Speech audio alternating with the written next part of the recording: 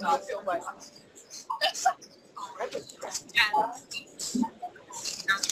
It doesn't go through yet.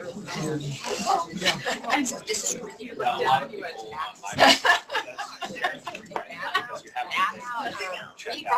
All you need to I got it. Just now. Yeah, my face is not bad. Like, so you're done. When you don't anyone else understands George, they're probably some gurus of PLCs. I said, we all think something really should be in that. Like, I am so good. This was my, well, Joe Matthews was my first chair.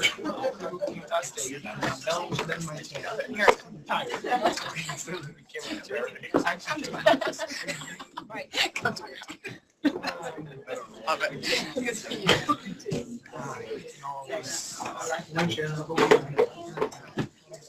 I still need to do the review for you. Is it do this speech? It is. I write it on my notepad and then I'm ready to give it notes. Like, okay.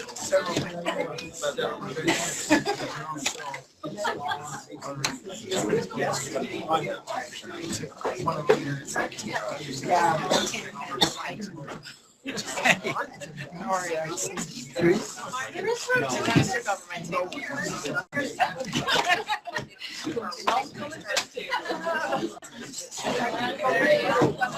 That's why she's like, we'll be out in Civic.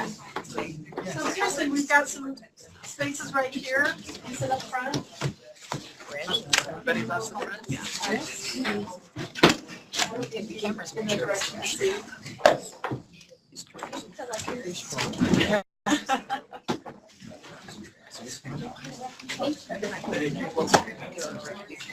Okay, well, it looks like the registration table is empty, so I guess we should go ahead and get started. Welcome to USBE again for curriculum direction meeting. Should go back to the hospital. It's always fun to see everybody's faces, especially this time of year when we're all starting to get that little, I don't know, maybe it's just me, get that little kind of frazzly feeling like, oh my gosh, there's so much to do between now and the end of December. Yeah. And so taking some time to be with colleagues, to share information, to learn, and to also share our expertise. I really appreciate to do that. I heard coming in some people having some problems with the registration. So John just gave me a couple of pointers. This may or may not work for you if you're having any trouble. But for one thing, notice that we have split the registration into two pieces, one for online and one for in-person. So always make sure that you're signing up for the right one of those, because we don't print copies of anything for people who are online. And then we obviously have to bring that up for people who are here in person. So pay attention to that. The other thing is, there's something with the program that you have to click confirm like more than one time before you're actually registered. So just sort of be aware that there might be one more confirm. Like if you know that you registered and you're not on there, next time you register, just confirm. And if it happens again, let us know. And then John can kind of troubleshoot that. But we don't know there's a problem unless you tell us there's a problem. So we really appreciate that. We have time today to do introductions. So it always is helpful to me to see names and faces, and I think it's helpful for you as well. So let's start over here with Nathan. My name is Nathan Uck. I'm the Early College and STEM Education Specialist here at USBE in Teaching and Learning. Alan Griffin. I work with instructional materials, curriculum content specialist here at USBE. I'm Jamie Robinson. I'm a preschool through second grade specialist here at USBE. I'm Shannon Parents. I'm elementary mathematics and gifted and talented. Let's come back here. Stacy Evans. I'm staff assistant administrator for teaching and learning in Jordan. Robin Clement with curriculum and cash. Paula Hall with curriculum and cash. Cameron Burnside at USBE, and I work with the visual art and the BTS ALP. Of acronyms education. lot of accents there. Jennifer Johnson, pre-K-12 literacy and library. Come over here. I'll be first. I'm Kathy Webb. I work with Alternative Routes to Licensure, and I wish I could say that I was gifted and talented. I didn't say I was. Let's be clear. I'm Sarah Young, coordinator for digital teaching and learning. Let's catch you while we're up here. Rick Gaisford, State Board of Education, man behind the curtain today. Thank you. Troy. Troy Nordic with Teaching and Learning. I do driver education. I'm Justin Brooksby with Utah Education Network, Instructional Services. Morning, I'm Todd Call, Digital Teaching and Learning Specialist here at USB. Melissa McBell, curriculum and problem solve. Linda Cook, curriculum at Davis School District. I'm curriculum director, a couple other things, the Duchesne County School District. Jessica Smith, preschool specialist here at USBP. Adam McNichol, curriculum director, and a few other things, Ogden School District. John Collins, Diana's assistant. Kathy Jensen, Fine Arts Fabricator Sorensen. Sean Demas, work with educator preparation programs here. Ricky Sky, K-12 Science here. Leslie Bell, curriculum director at Granite School District. David Smith, Educational Leadership Specialist here at USPE. Ralph Worthen, many different responsibilities in every school district.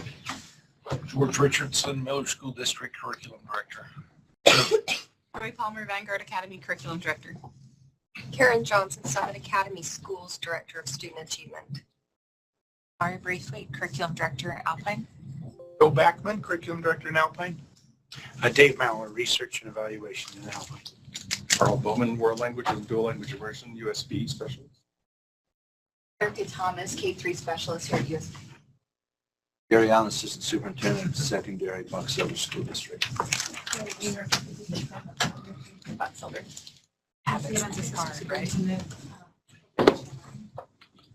Park City. In Park City, thank you. And did we get everybody then? I think so. So again, welcome very much. I hope that it's working for you for me to send updates from the board meetings the way that I have been. I try to remember to always forward that here's what's coming and then here's what's happening for that. Do you have any questions about things that have come up recently at board meetings or any of those? I don't want to go through them when I mean, you can read, but if you have questions, I'd love to be able to answer those for you.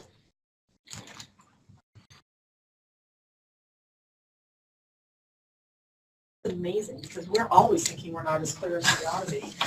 So the things to keep your eye on that are still coming, pretty much monthly, there are still changes coming down the pike in terms of educator licensing. So I'll keep sending those out. A big one that you're going to want to look at, I think, this month is our 277-707, which is about gifted and talented and the accelerated programs. There are some changes in that we are hoping will increase access for more students to participate in those programs, and that will open our eyes towards how we might have some things that we do, some of our programs, some of our strategies might actually be unintentionally excluding children from those programs.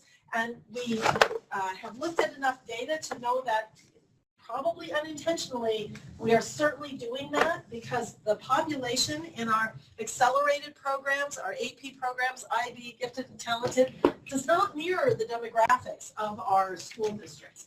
So that rule has a couple of changes in it to really help to push that forward. And I don't want to go into too much detail on that because the board had a lot of discussion about it last time and they may again this time. And so we kind of have to wait to see how that actually settles down.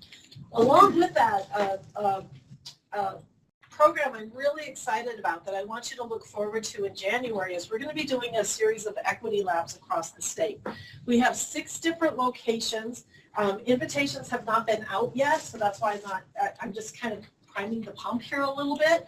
What the equity labs will do is show you some state data about inequities that we're seeing on a state level, primarily with teacher placement. So thinking about which students have which teachers and how is that playing out in terms of student achievement. So we have some state level data that right now is suggesting that student achievement is very correlated with 3 years of experience in a school, not 3 years of experience, but in a school. And we will provide for you at those equity labs your own data for your own schools and districts so that you can see, is what's happening at the state happening, or do you have something else happening? Because we continue to see our different populations, low socioeconomic, minority populations, our Hispanic population, not achieving at the same levels as our Caucasian populations. And when we look at the teacher placement data, kids aren't getting the equitable access to the best teachers. So that's what the Equity Lab is about. It'll also provide tools for you, let you kind of set your own action plans. It's something several states have done. I've always heard good things about it. We've been working on planning it for a couple of months now, and that's going to happen in January. Can I just make a comment that I have looked at data statewide in music programs, and our choral and instrumental programs show those same trends, that the more advanced the course gets, the less they reflect the demographic of the LEA. And we all know that our first step in solving this issue is the awareness of it. And that's why we want to come to you with your own data, because it's really easy to look at state data, like the statement that Kathy just made, and say, well, that's not happening in our home. But to be able to actually dig into your data and really see and make sure that all of our students in Utah have that quality access. Okay, the next thing that I wanted to do is I wanted to spend some time with you looking at the strategies that the board is considering along with their strategic plan. So in the board strategic plan that we have introduced a couple of times now, they have 4 primary areas that they are looking at, their goal areas. Personalized learning, digital teaching, personalized learning. Effective teachers and leaders, early childhood experiences, and I always forget one, and it's a different one every time. Safe schools, safe and healthy schools. Safe and healthy schools is the other one. So we are at the point now where the board has said, yeah, those are our 4 focus areas. Now what we want to do is think about what are the specific strategies that we want to look at in each of those areas to follow through on. And these strategies are in draft. So I realize I've had these printed off without saying draft, but let me just say that these are all draft strategies. So the purpose of what we're going to do right now is for us to get feedback from you about whether or not we're on the right track with these strategies. I'm going to pass to each table a group that's focused on just one of those areas, okay? If you don't like the area at your table, you're welcome to move to another table. That's fine with me. But just in terms of time, we have to spend the whole day practically to go through all the areas. And I would like you to focus on, go to the next slide, these kinds of questions. Now, you don't have to go through all of the questions, but these are just some things to sort of focus you on what you might give feedback on. Like, is the strategy understandable? Or is there educational jargon? And it's really hard for us educators to pull out the educator jargon, but maybe you can help us find some of that. Do we have action verbs? Is it clear how the strategy will lead to the desired outcome? So sometimes we think of strategies, but they're not going to get us to where we want to go. So are we likely to get there? Are there things we can actually do? You know, that's an important thing too. Are they the highest leverage strategies? Because we could come up with hundreds of strategies, but what we need to do is come up with the ones that are the most impactful, the most likely to make a difference. Do we have supporting evidence? And then do we have the right cautionary evidence? And the cautionary evidence is kind of that, ooh, look out for this kind of thing. What I'm going to ask you to do is write all over your papers. It probably would be helpful to me if you chose one person to be I'm going to do the one that we're going to hand in for the feedback. And then I can take that feedback to Tiffany Stanley, who is kind of leading up this project, and we can help to incorporate your thoughts into this process. So any questions? All right, then I'm just going to kind of randomly do these, and if you like what you get, like I said.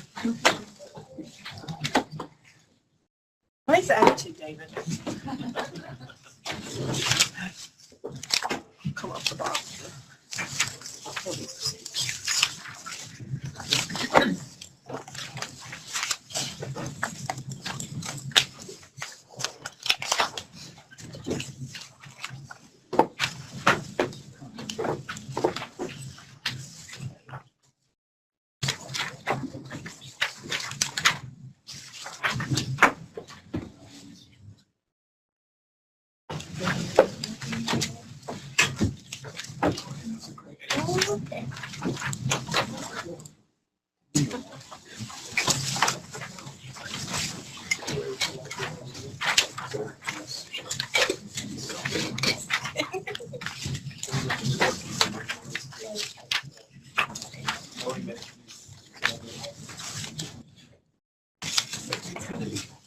Questions based on what's in.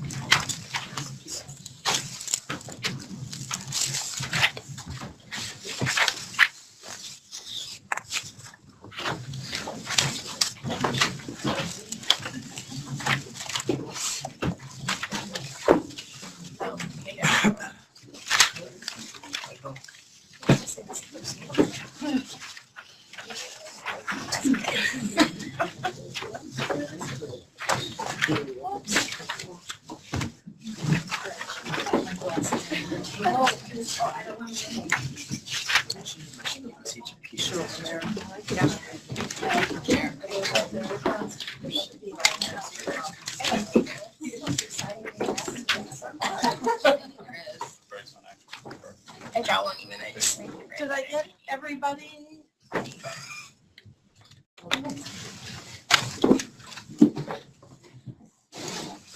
So I'll give you a little bit of time to kind of read it, and then you're going to want to talk with the group that you're sitting with, and I'll give you about 15 minutes to actually have this conversation. Capture your thoughts in writing, because then I'm just going to collect them from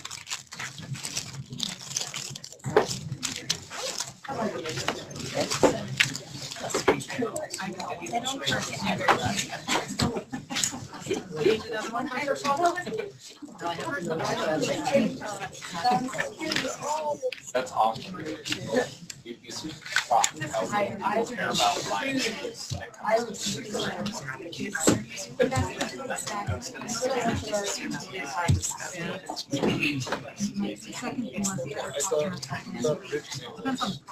Access for all.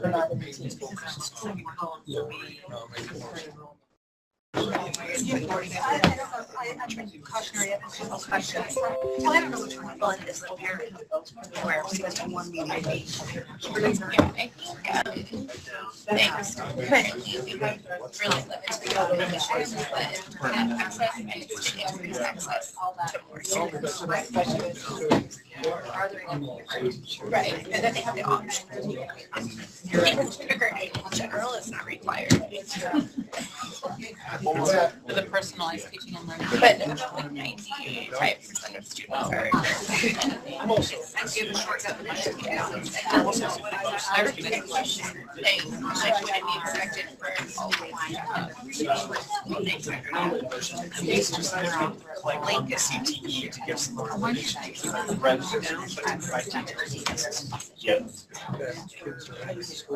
Second strategy. Should we say it's not change for subject? Yeah, and you're just like everything is huge. And like some are coming with so many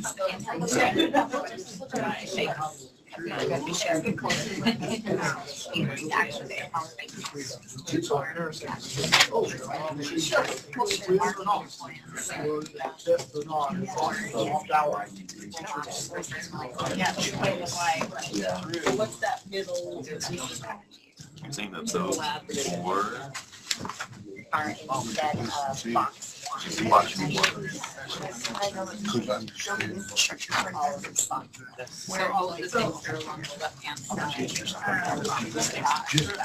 something as simple as this.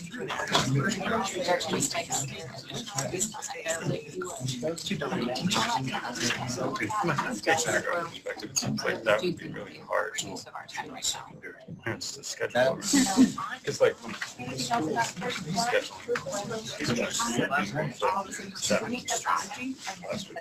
So you want to just like focus on the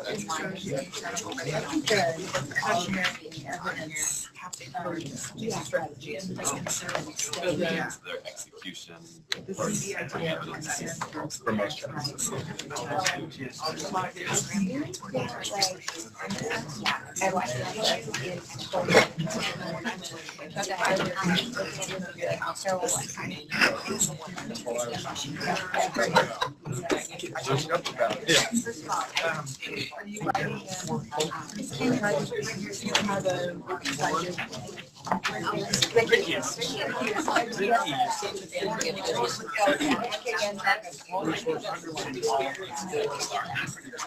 Details or provide details.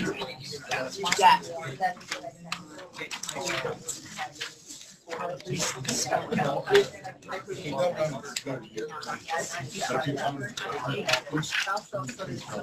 I would also argue that, I mean, this is for students. For students are only going to use this. They probably really want to just like make their and again, maybe it's talking about it or talking about go to what this is on.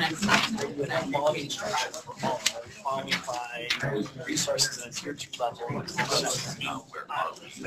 Yeah, tier 2 can get a little jargony for kids. How do you get that? It's like they're based on that goes on the violent and extraordinary. Should understand by the average. They're asking us to provide Looking at stress. Provide opportunity for students skill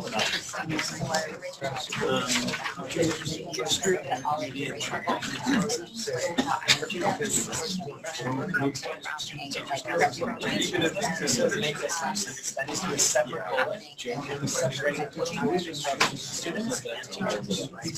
Yeah, because I'm like, what's professional learning opportunities? We're going to do what does that look like? Supervisory. Here's like high school, not kindergarten, right? Like how to be a better student or CTE and stuff like that. yeah, yeah, but then there's not.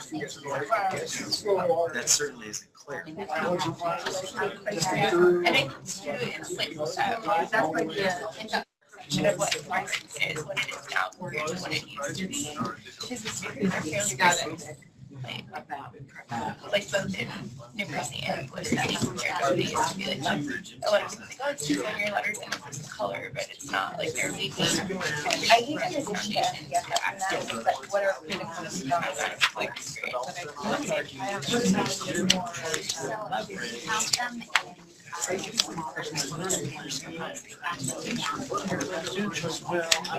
Next, or the coaching supporting team. What were your questions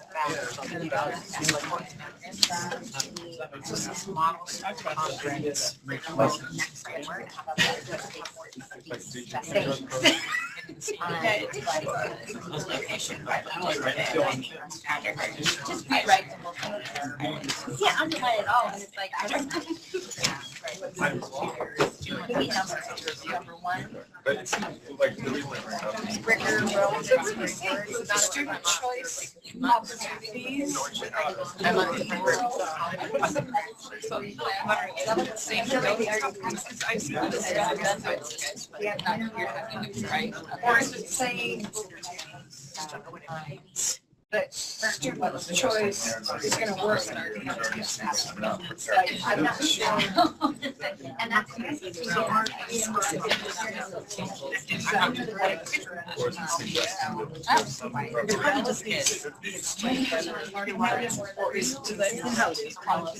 Oh, yeah.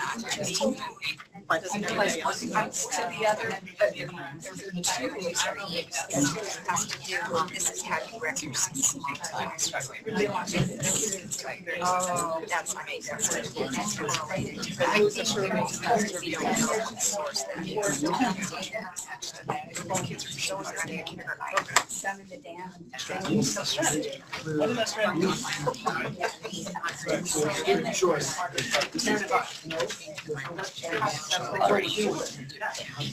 Letters and sounds. So,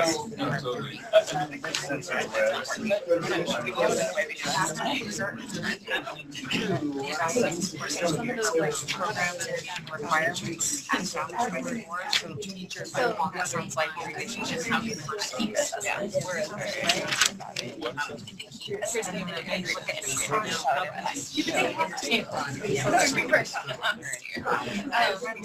But knowledge does not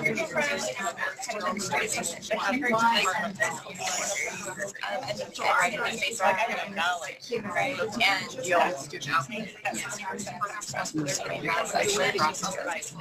knowing that it's still not right.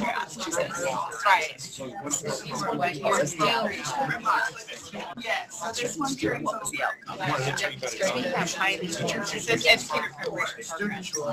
It's like they're focused on growth rather than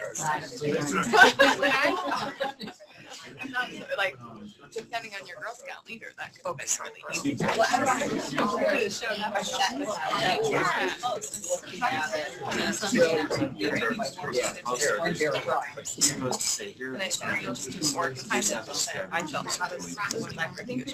how this was my experience. It says I really like the model. I don't want to be says hard like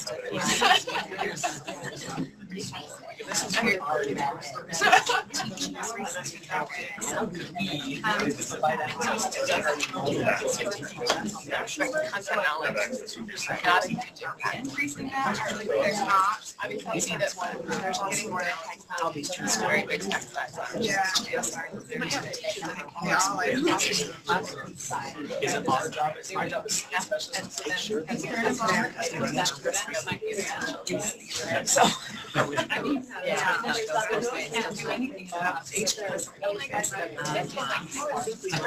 get it on our radar.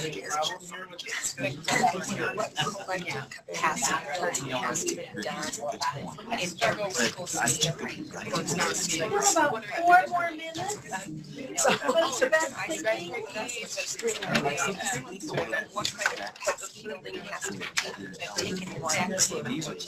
Maybe some level, like for this one thing, when we did in the classroom, coaches and work to bridge.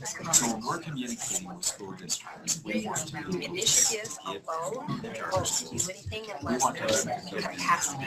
So this is that coherence. Preschool for all. You know, where's the support? So that's really Strategies. We're going to you be have to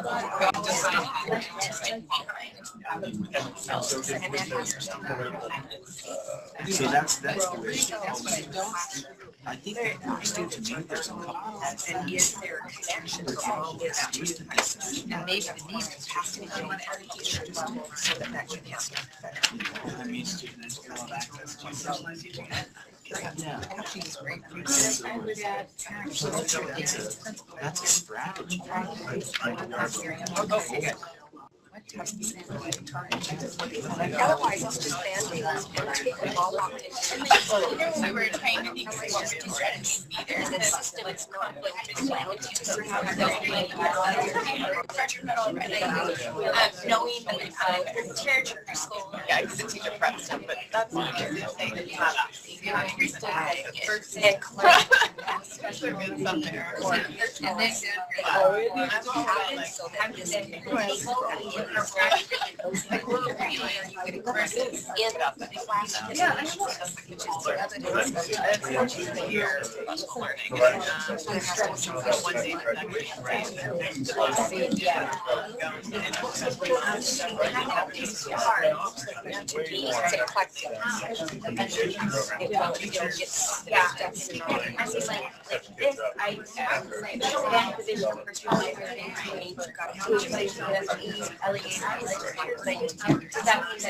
people will have misunderstanding or that they will also teach you. But I feel like when we have multiple stakeholders mentioned in one strategy, it becomes really a connection along the way.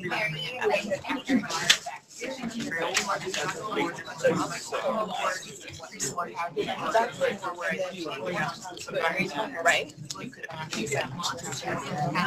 I look at this slide, one of the interesting things to qualify counselors to use that as your strategy. Here we go. That line. I also feel like my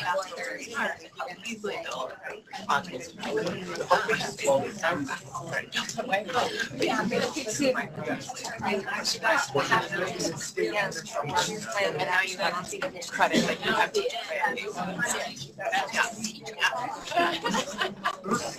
I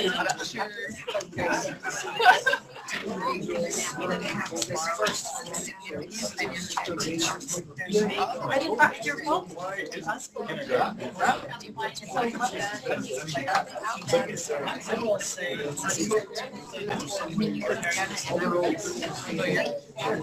I think so. That is so important.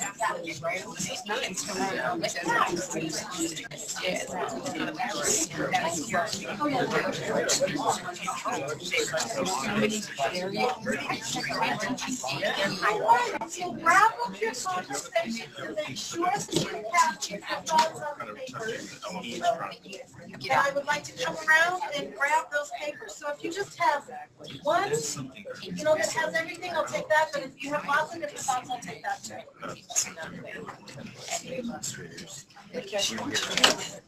All the thoughts?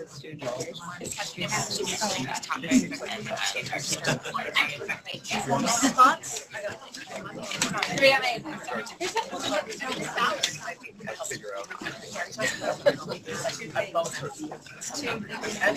I did too.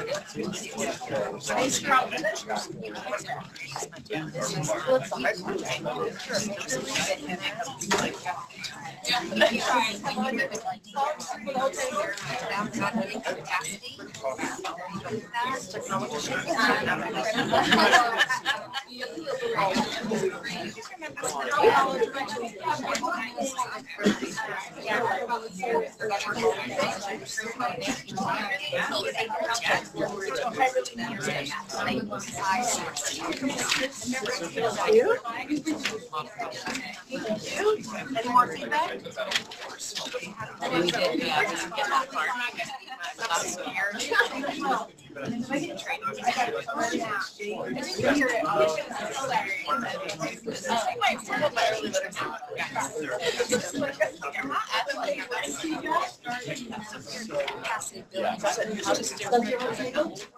Okay, do I have all of the feedback? Okay, great. Well, this is the feedback day, because now we're going to get feedback on science standards. I'll turn it over to Yay, science standards. Woo! Yes and yes. Ricky Scott has been here for 4 years, and he's so excited for this day. To go really quickly through this, there's actually 3 things. Since I have a whole hour and I was kind of scared with our time, I want to kind of break this up a little more and get as much as I can with us collectively. So first and foremost, we're going to look at a quick timeline, give some backtracking to where we are at this point. We'll pause in there a little bit to get some feedback. Then we'll look at the drafts themselves. For those of you that are online, can they see me? Is there a camera on or no? Yeah. This? I'm just curious. Hi. For those online, I will have drafts available for you to click and get access to them online as well. And then I want to have a quick discussion at the end talking about implementation. That is your world when it comes to implementation. So I definitely want to make sure you spend some time on that. So first and foremost, this is really small font on this. Anyway, let's go back. 2013 to 2015. The Utah State Board of Education went through the process and approved standards for 6-8. This last year, 17-18, those standards were first implemented in your school districts and your charters. They were new. So that leads me to our first pause. And I want you to have a quick discussion at your tables if you can. There are 2 questions at the bottom. What did your LEA do to prepare teachers for 17-18 school year implementing the 6-8 seed standards?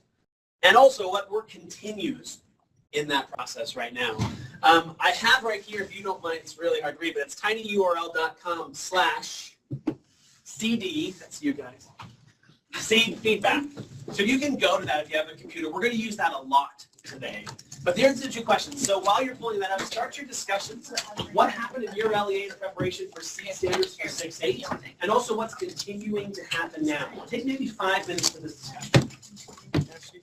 I'm going to walk around like a panda. Listen carefully.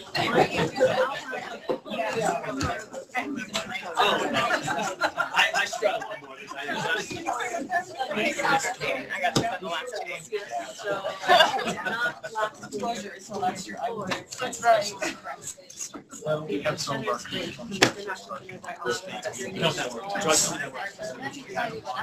almost in.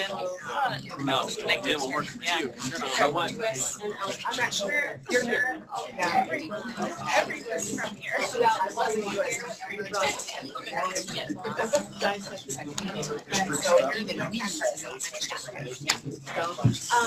Brandon studied around seed.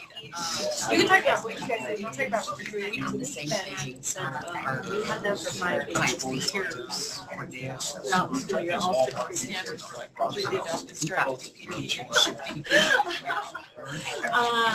But we went through each strand and made sure each stood for so we did a grant with experience putting together instructional materials,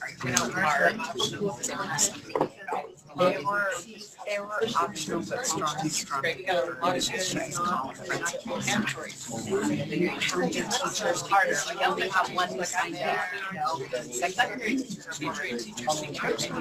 trade level I thought it's a little bit green, so they have to type it in. The only for is I'm 7th and 8th grade, 7th grade. It's all funny, but tinyurl.com/. You didn't get the answer and I realized it's not. You guys develop your own kind of words, like what it means. And there were a lot of models. Now, the 7th and 8th grade teachers are recognized to see that. We put together where teachers get together once a month and discuss about the hard instructional material. So we get together once a month and deeper. It's not like it's around one. The implementation our district has made the choice that teachers with You're sure stressed about it. And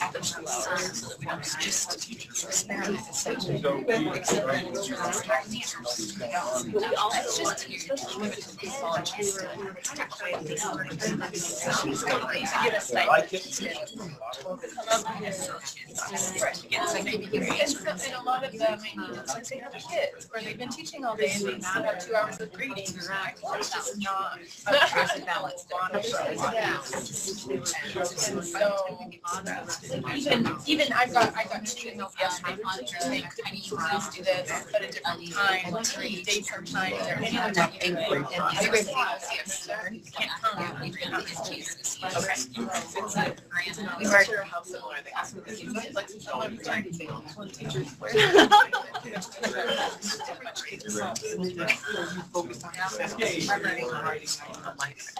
If you can take the next maybe 60 seconds, if you have this already, jot down your discussion items onto this document that I prepared online. This is something kind of be able to get in everything you have. So, you can write on this. Looks like you were. I appreciate this last year, but it was given the students were given and then they had a number of questions. And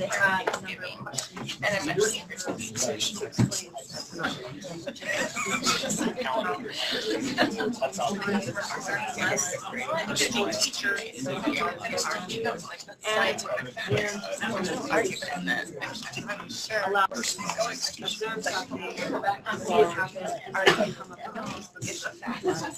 all right, that's done.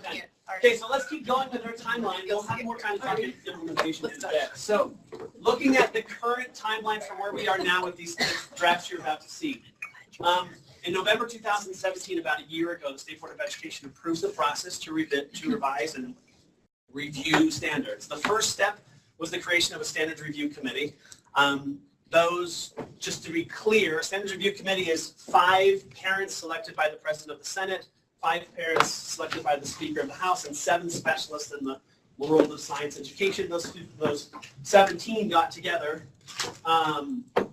met in a room several times, and looked at current standards, looked at research, and kind of gave suggestions to the board. That report was given to the board, and then in April of this year, 18, that the board approved that report and said, okay, start getting teams together using this direction.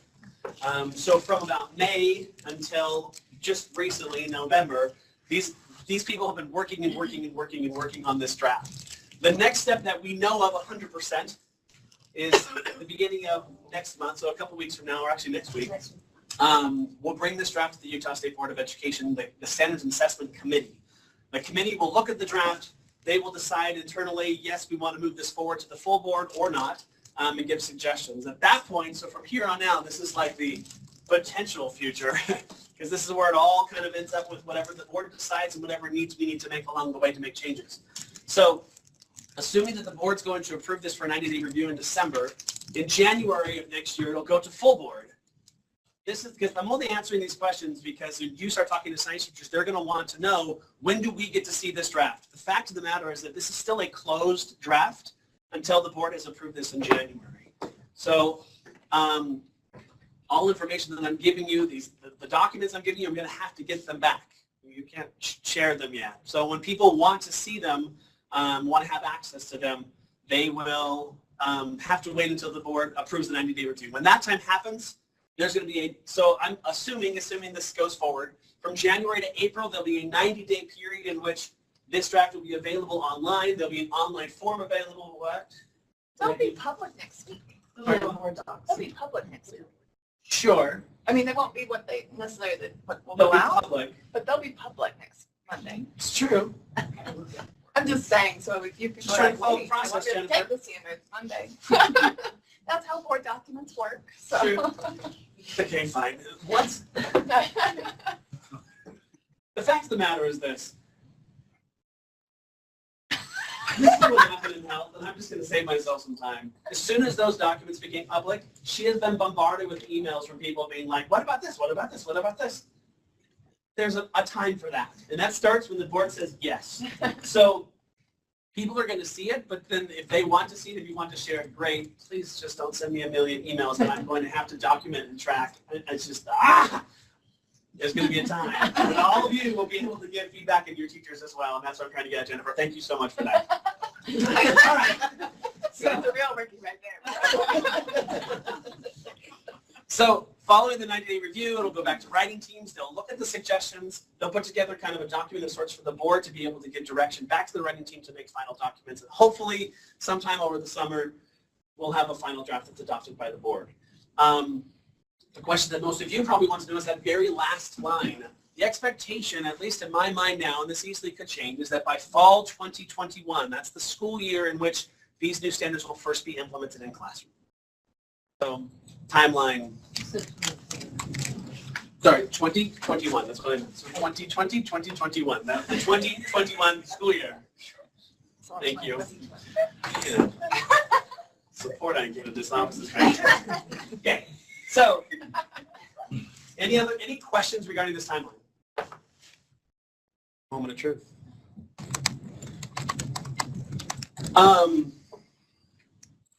Here's kind of what I was thinking as far as the draft goes. These are the kind of the questions. Thinking of your, oh, what is this? I jumped. Let's get it backwards. I think this is where I meant to be. Okay. If you are joining us online, this is where you'll go to find the draft standards. So go there. If you're here, and you obviously anyone here can also use that as well. I have paper copies, but here's some kind of ideas of ways to focus. I know that not everyone in this room is a science expert, and so you might be looking at this being like, I don't know. So here's what I want you to do, because especially in this elementary world, we're talking teachers that also may not have a huge expertise in science. I would love some great feedback as you read through these standards to be like, what does this mean? Or what exactly am I supposed to, were these teachers supposed to be teaching? Or that kind of feedback overall, right? That's really what we want. And just like Diana did, I'm going to have a bunch of copies for you actually to write on and give feedback and go in and highlight and circle and question and those kind of things. The other thing I'm kind of looking at, if some of you could help me as well, is if you could look kind of K-12 at earth science progressions. So if you just want to take on the hat of everything that has to do with geology or weather or space, K through 12, and be like, well, how are these things jumping? Does this have enough information as we go from K to 1 to 2 that they can make sense of these kind of things? Like, would you be able to make sense of them as you go through them K-12? So obviously, overall clarity is the first question, but the other one, again, is looking specifically at earth and space science, physical science, chemistry, physics, atoms, energy, molecules, waves, those kind of things, and then also life science. Any and all feedback you can give would be wonderful. Now, I will let you know really quickly that because this document has already been submitted to the board, any suggestions you give now will be part of the next version after 90-day review, because if I made changes now, I'd probably get in trouble from the board. Be like, wait, you already gave us a copy. So there's that.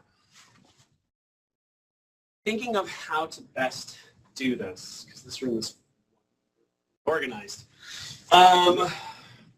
I have them broken up into the high school standards and the elementary standards.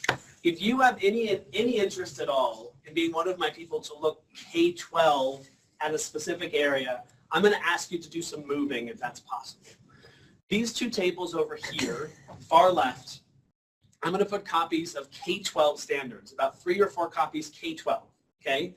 If you're interested in just the elementary standards alone, I'm going to have those here in the middle. If you're interested in the high school, we'll put them here on this edge here, so you can look at the high school standards. And then, again, there are 3 ways to do this. I would first and foremost love good conversation in your tables.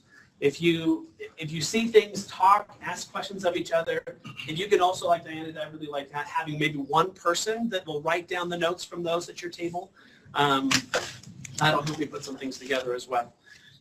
Again, if you would like to look online. So the other thing, too, is if you switch further down that paper that I just gave you, that Google document on the next section down, there's a place for you to kind of write specific feedback there as well. If you're online, you can participate that way, or if you'd like to use that as well. So let's pause and go to that. Nice question. So this might be a good time to move if you're not seeing the table where Ricky indicated, yeah. See what I mean? So remember, this will be a K-12 look. This will be elementary. This will be secondary. Awesome. Very good. Over here.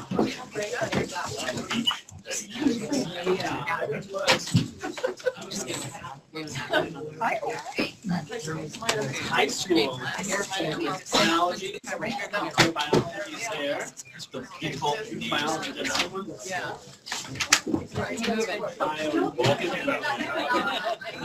We have 4 tables. Okay, this is pre-K. Biology's there.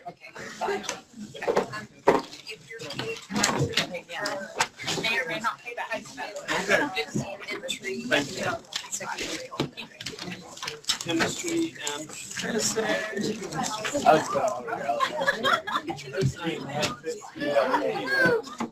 science, biochem, or chem physics, and bios on the front table. I'm really sorry. You might not always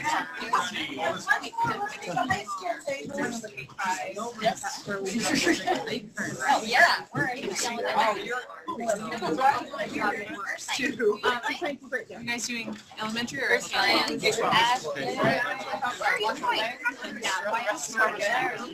I know what they look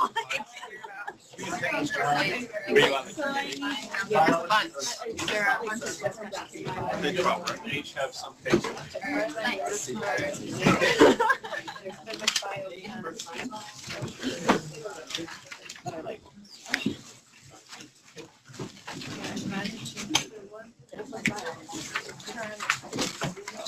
Turn it over and it seems like the opening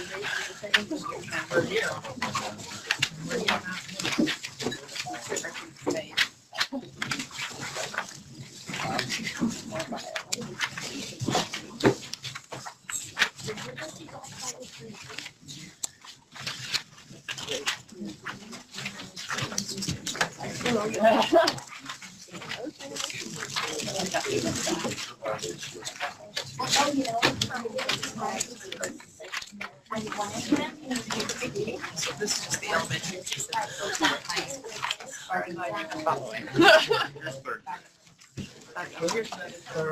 I'm guessing there's fourth and same.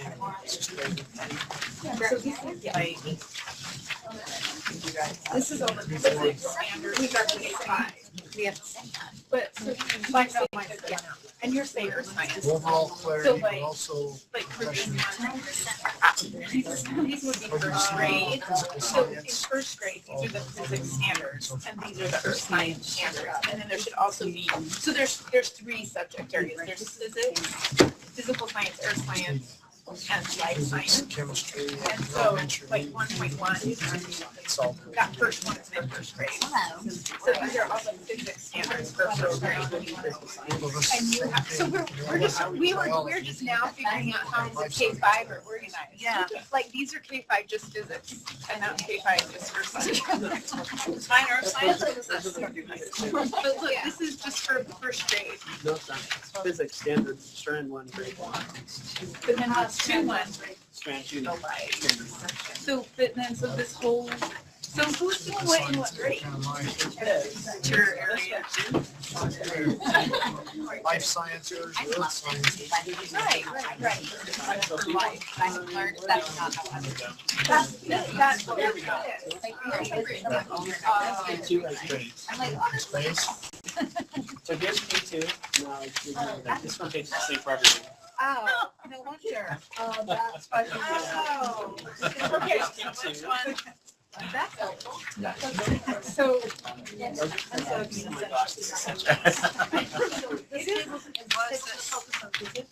they're probably immense too. So, oh, this one makes so much more sense than the one. This is grade 1, strand 1. Choose like one of the areas. So, what is this? Those are bios. We're divided. It's kind of like physical. Everything, every single one. We don't have any size. No, this is high school where we left. No, this is Divide and conquer here a little bit. like that. see, I Biology is biology. looked at it, I thought it was really interesting that So we just ignore the thing on the front that says K through 5. That the rest are about the same thing you want to go through. Well, then, why do you have to cover page? Because this cover page is for all standards. This cover page will be for all together. This is kindergarten to fifth grade. Okay. Because when I put them to the folder, it's going to be one set of standards, K5 and 9 will get that from It will be. I got it. They're fine. Which strand will you take it? So this is so Not that kindergarten, it's got everything in it. So So the one with kindergarten, so I'm assuming that the weather, the one with kindergarten is K-5. Like you can try the one that's starting kindergarten. It's got, this has, like mine has a K-5. Oh, it's K2. K2. I'm substitute. Yeah, so that's just a surprise. That's just the first thing. Yeah, we can start. Yeah, we can start. Because your strands are. And then the strands are. Really easy on And mine are the forward to back. It's that bottom. No, it's up there on top. So that's our sign. Considering human impact on and I know. and I'm also not against the politically charged. I feel like there's not through them.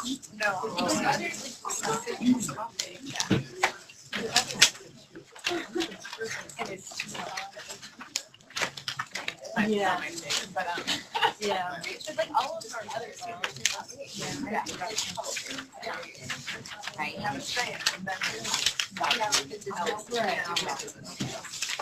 Yeah, that's the first thing that stood out to me. Progression, right? K235. It really should just like high school. That would have been a lot easier. Revamp. We got it all straightened out. Thank you. But then considering the impact on. I know. It's how And then where's this physics one? It's just right That's under what reminds me of like all this kind of stuff. Third grade. Yeah. It's your I'll just look back. Physical life. Yeah. And I spoke very fast. I took the staple out. Okay. It's not. Well, I'll just kind of flunk along like that second, the progressions. I think I can do, whether it's there or not, if you guys really want some clarity. Whether it exists or not. That's how my brain thinks. I love it. Start thinking, how am I going to do this? I also think Cassidy has gone through and she's already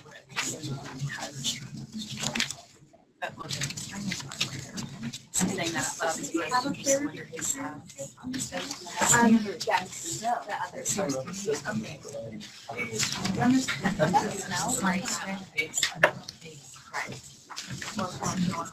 And then you put in weather systems.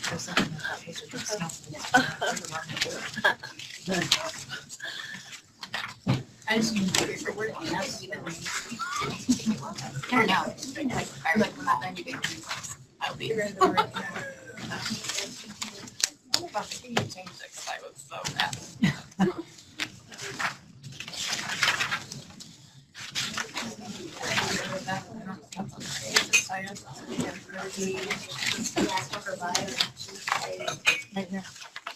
Are we following one line? Are we doing all? So, first, interconnected systems, what's the value that provides a habitable planet? Were you just gonna, so weather just in my, because it was easier to like look at. If this actually, I think. What?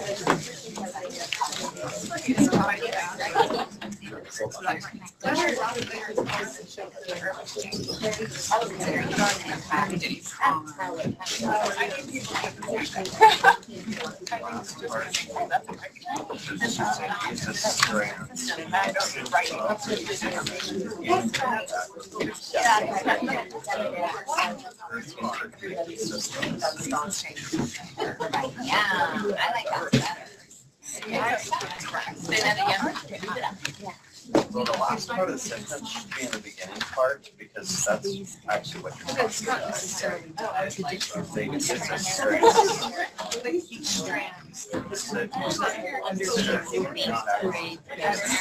So they go outside.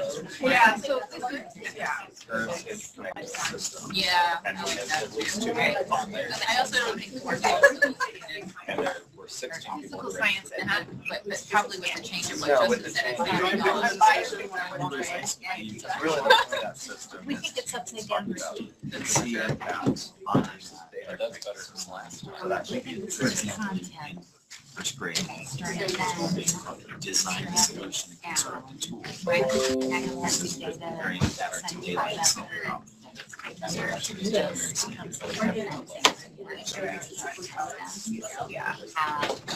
Differing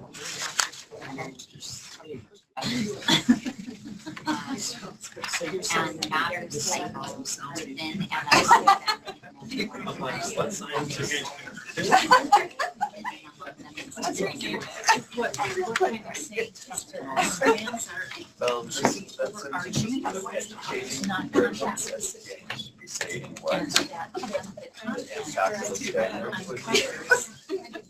and overarching scientific principles. Yeah, should say something like, Yeah, like these are students will, something like that. Do you know?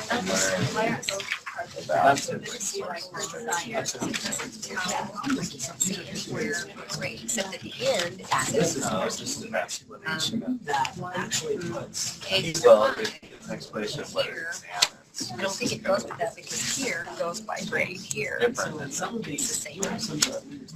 This is Other one could be. They're the same strength. okay, so what I'm going to do is not have Strengths of these analyzing and interpreting scientific data. okay, then you need Then this. underneath, That's not. analyzing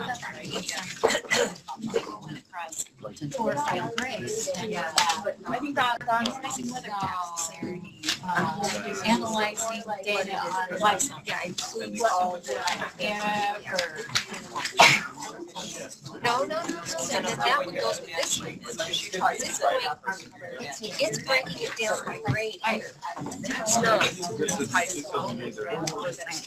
The only thing I I'm confused where that, but context, that's it.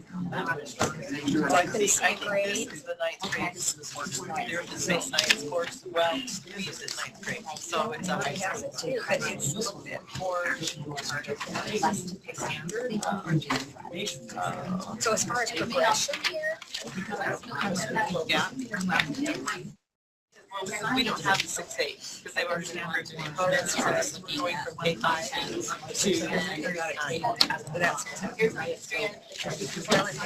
maybe I can look at that. That's where I was critical that it does go to earth and science, but this one goes biology, chemistry, because it's more broad.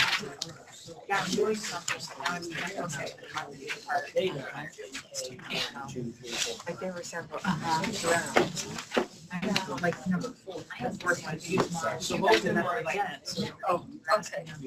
So that's. I think the words that are highlighted are all connected to the science and engineering practices. Oh. And so when you see those words highlighted, it's because they can show up in that space. My understanding is that there should be teachers actually incorporating those science and engineering practices. Which I know it sounds self-evident, but for example, in math, with the same mathematics practice, these things were kind of, the core was developed in the standard mathematics practice were decided, but they were just kind of an aside, and they weren't kind of implemented in the same way as this. And so I think after having that, this is back to the side, science has been trying to kind of incorporate both science. But with that said, I think there's feedback that prediction is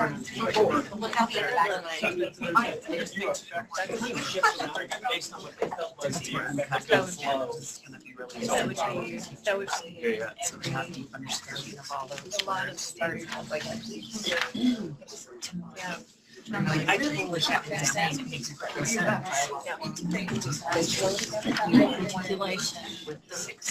I think what I'm talking right now is over alignment. I think this is that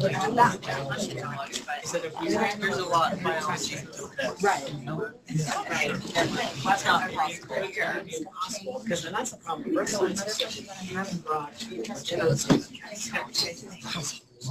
There were several. So I love how they kind of build. These standards. So like basically suggesting one sentence that then captures that. Standard 1.7, for example, ask Information about information. I love it. They just go loaded science. Use of mitochondria. Yeah. Well, your depth of knowledge, there's gonna be a lot of like tours all the time. Right. So in 1 year, Towards that. Look at the length. I know. Yeah. Strand 2, I think, is a monster. I don't see any DOJ ones in You're 7 to 10 standards per But strand. that, yeah, But I know what you're saying. So analyzing that's A lot of skills. These standards are exactly It seems to me that like the discussion about from the focus on like what's the teacher doing?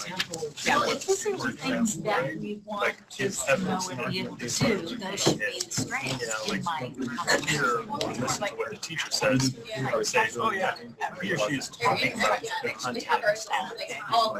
It's an entirely different experience of kind of assessing the class or observing a classroom to make the take assessment based on what the students did. Like it's evidence that the students like have this knowledge in some way. And I agree, it's I think it's science. Let's count the number of standards total. Right, you know, I think it went in for science.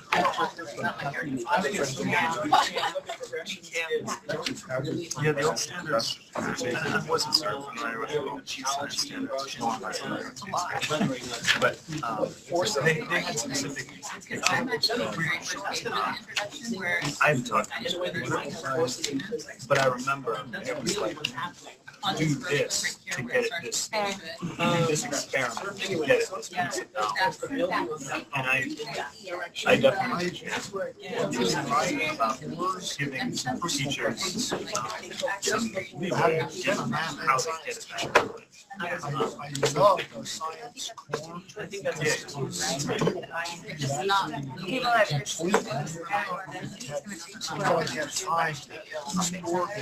I know, right? Yeah, it's pretty interesting to go on the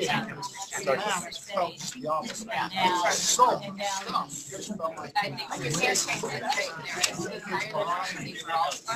I hate to see our science go back, but this feels a little much. But I'm saying, I've done my core being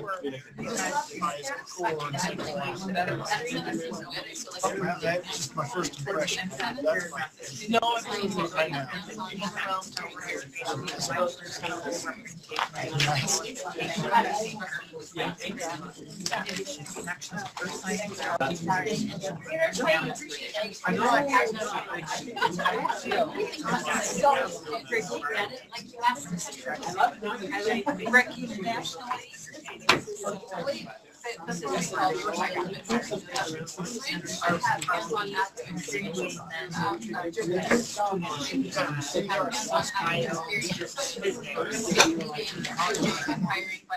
Standards that move in strand intentionally. Some of those major cross-cutting concepts as I don't know if that was just a tough something that I have too good. But I really like it. It's part of personality. How does that work? So you gotta use those questions.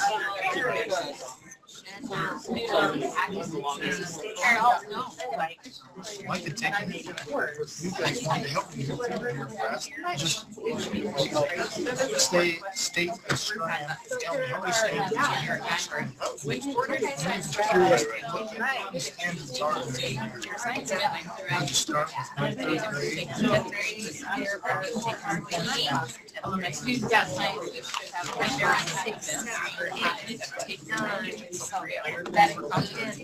Right. So just in All the strands. Right. One, two, three. strand one, Right. they're like, Yeah. Right. you standards and strand one. So And then strand two, there's 1, 2, 6 standards. And 3, there's 5. There's a similar. There are, yeah, like that, 4.1, 1, 2, 3, 4. So what page is it on? And it was not very Yeah.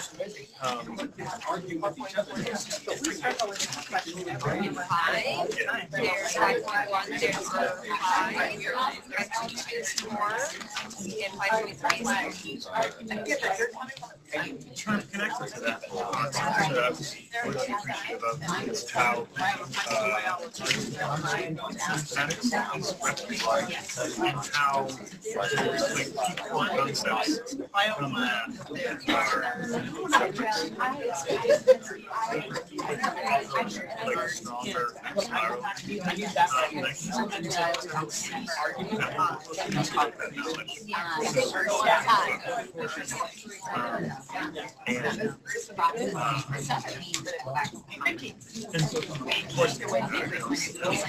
are like stronger spiral I'd already the biology.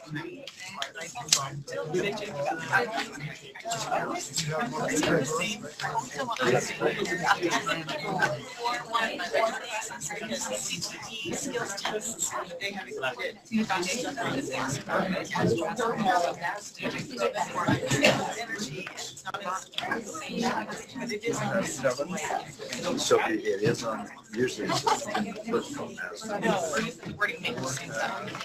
Yes, it does. It says, I would have maybe other 4.1. I don't think it's going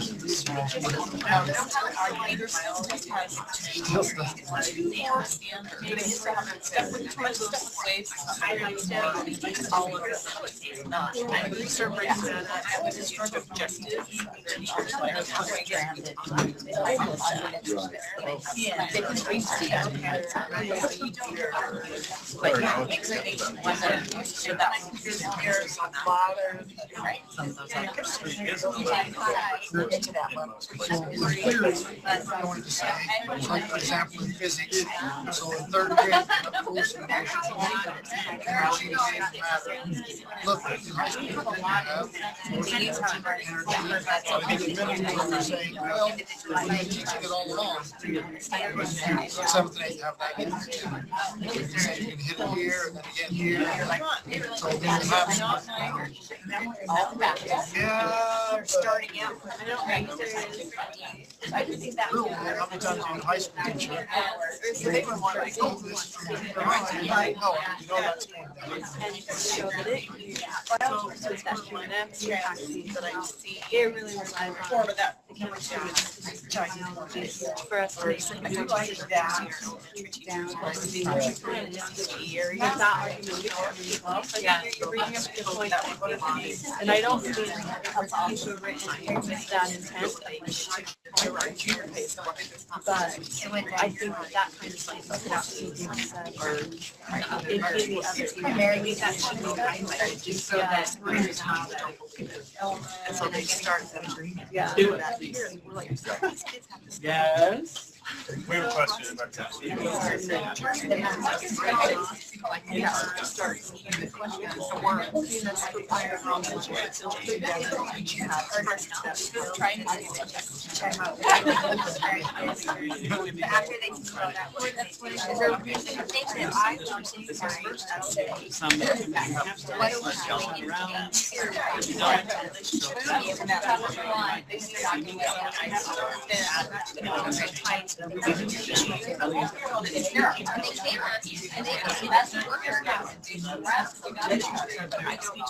That's our mind that we broke and all of these are so I think that's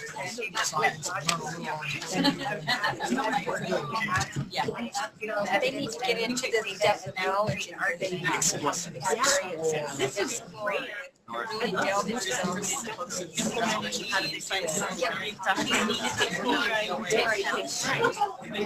chemistry is never the one more than anyone else.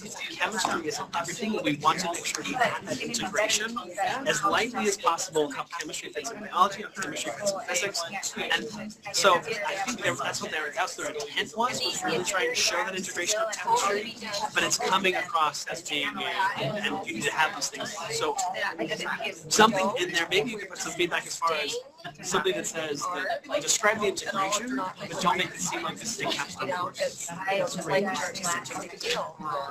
How are we doing? It has to be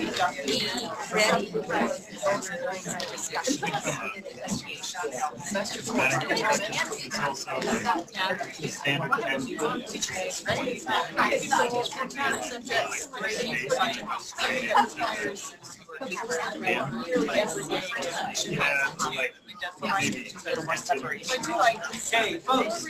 It's not really worried about strength in biology. That is with science and with social studies. I now need you to, as best as you can, And it should try to solidify your thinking and writing. I've heard some great conversations. There's been some wonderful suggestions that have been made. A lot of people in some areas were trying to compare this to other standards, and so they're using their base knowledge of how they understand other standards to try to say, how does this fit here? And again, I think that's important because the board's going to ask us those same questions. So if you feel that there are suggestions that need to be made in that way, I would love you to write them down. Again, using this or writing them on a single form. I'm going to give you maybe the next 2, 3, 4, whatever we need minutes to summarize your thinking onto a single paper or to put it here so we can kind of wrap this up. Because I have about 15 more minutes and about a 10-minute discussion that I'd like to have regarding implementation. So, what? What's your priority? You want my mesh. Same amount. I have less standard. That's It is. It's a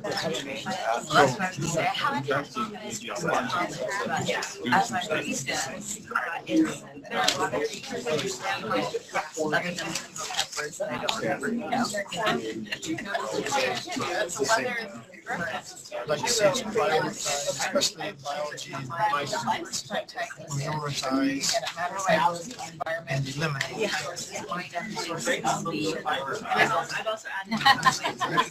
No, I was kind of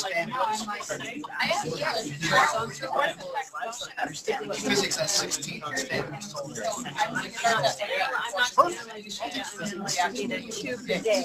Biology has 26.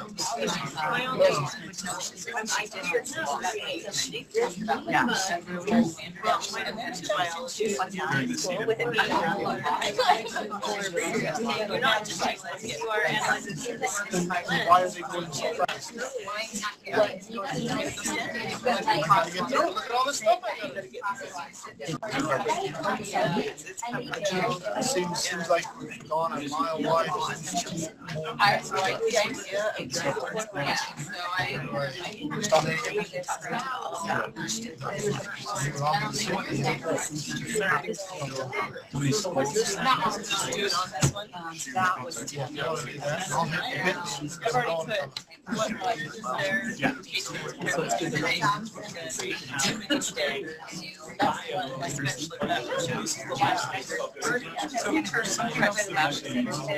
Again, coding, did you guys like to use?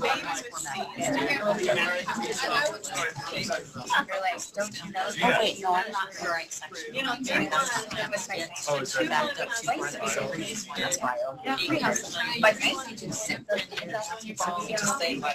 they'll be able to just all of the chemistry, all four strands.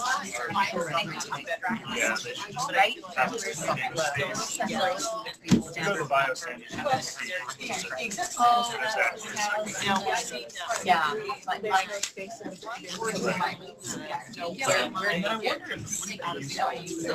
Up at the top where it's talking about three dimensions of science, which is to all the science and engineering practices since they're both in to underline the cross-cutting concepts.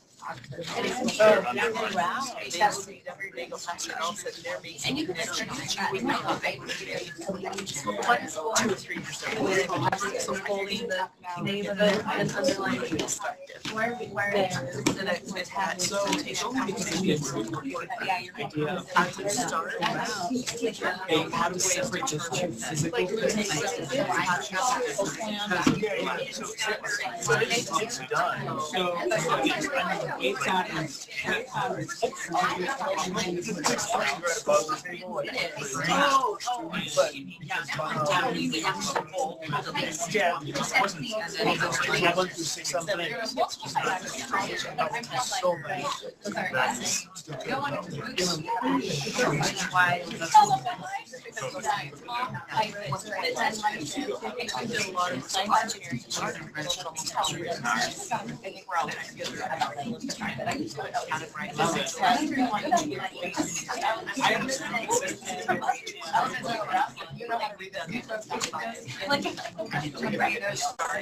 No, I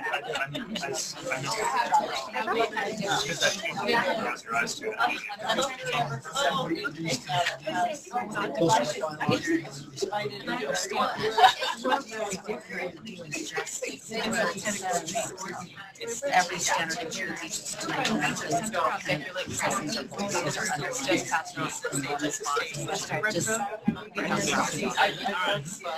so we read this down somewhere, right?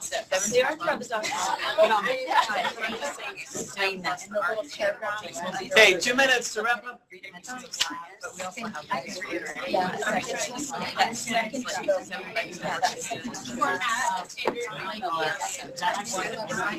say that that's done.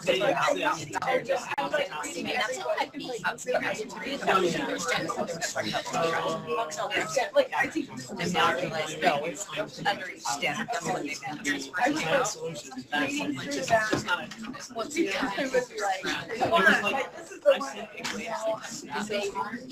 I'm surprised.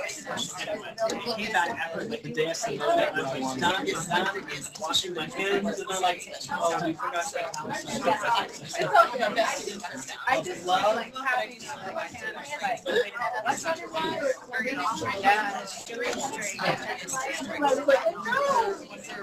elementary designated. I know.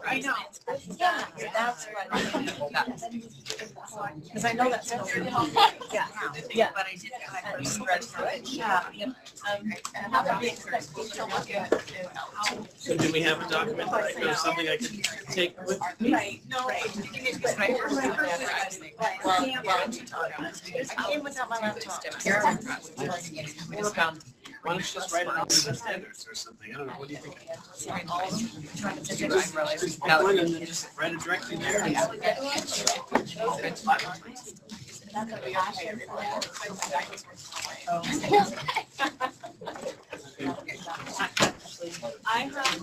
we didn't really but we looked at so I'm sure she gave some great feedback. Yeah, we did chemistry feedback. We're just saying you probably gave some really good physics feedback.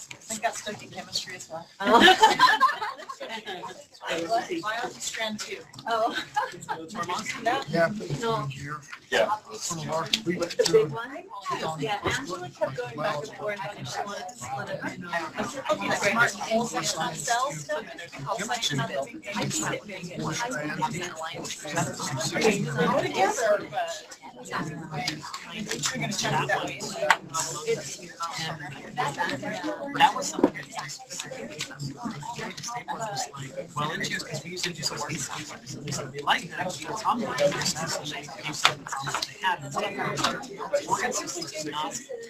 just not, it's not chocolate. So we're like, all right, so we had like 3 more specific things to work on. We started adding, then I was like, okay, what are we going to take out? And you can't ask the biology people to do that. They're just like, this is also important. So I was like, well, we'll leave it to the public to be like, Too much. Well, but again, just saying too much is not going to fix it. Like, we need to be like, you don't, this standard, you don't. Prioritize. Like, that's what they need to do. Because they will not, I tried. I was like, you just have to jump on What will happen? So, They will go so fast. or something. But you know that's going to happen. Is this in all science? Is that Where the cross cutting? again? My job is so interesting because with That idea of patterns, right? I can clearly see patterns. Right. I gave you suggestions. Now it's from the seeds. So I think you're right, yeah, from the curriculum understand the idea of patterns. It's not a core. And the other, and then when they go to biology, the other As a thing, biologist, patterns before I know what to and do. the other thing that we discussed is structured See, you know, this like is built the way it is compared to the cell. one way to address it. But I foundation just Also, K2 needs to be able to have enough foundation to provide Right. the information. Especially on the. Did you not teach the same thing? Especially on the Did you not have the copies of the K2 to see? with, especially with That's our problem. That's our problem. Because we have them, so. So as long as they're aligned with those. It's kind of meant to kind of cycle and cycle up, so from one level to the next. No, they So were, that was. that was it, that was it. All right. Our elementary teachers here. All right, as I walk around and I'm asking for things, people are still working, so I'm begging on you, there's great stuff that's coming out of these discussions. I need them back if you would like them anywhere in this feedback. Because I heard way too much to be able to memorize it all myself. I'm expecting you to put something down that gives to me, so I'll be here, give me your paperwork, please. Okay, to finalize this, so slow. Here's the last bit of discussion that I'd love to have with you, that I would like to turn you back to that online form that I made. There it is at the end bottom, tinyurl.com/cdec feedback. The very last page has these two questions that I would love to get a discussion. So we'll start a quick discussion at your tables. Please write it on the form. Thinking of your experience preparing for and implementing 6-8 seat standards, what do you need specifically from us? What do you need, or maybe as a collective, for K-5 and high school seat implementation? That's huge. Please provide us with a list. What are the things that we could do? What are the ways that we can work together on this, right? Next, this is the next big question that I have, a suggestion.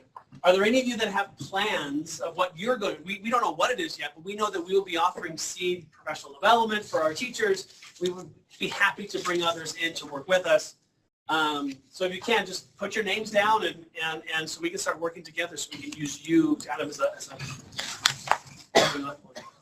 just tying into that, Cash and Davis partnership, I think it's a great way for rural and suburban, those that have more capacity sometimes to really be able to pull their people together. Morgan, you might have one teacher that teaches, the particular science.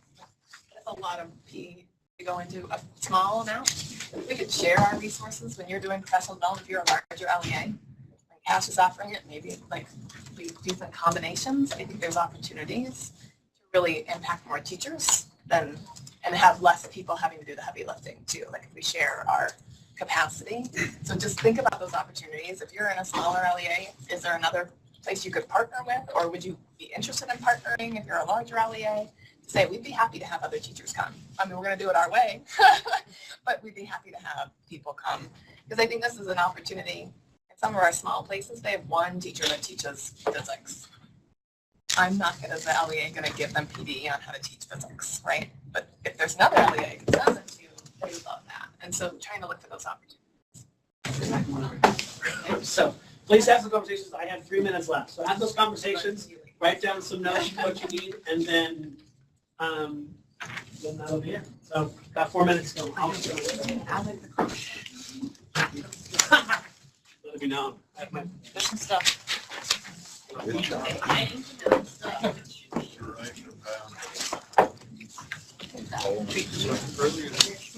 I'm just reading the questions. I totally actually read it. We tried first to just. I have no content clarity. This is okay. Whatever you tell us, we're actually prepared for progression here. Have content that tries to stand around obstacle. Yeah. But in a lot of those things, it'll be a secondary.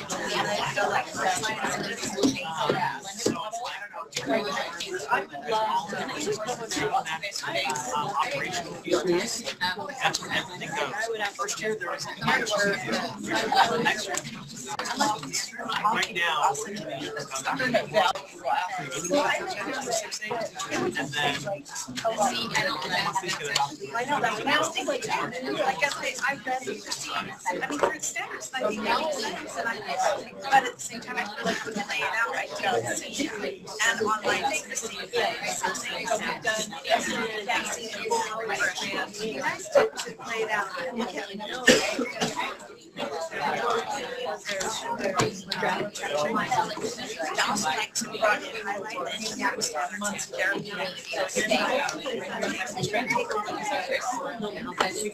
a shot.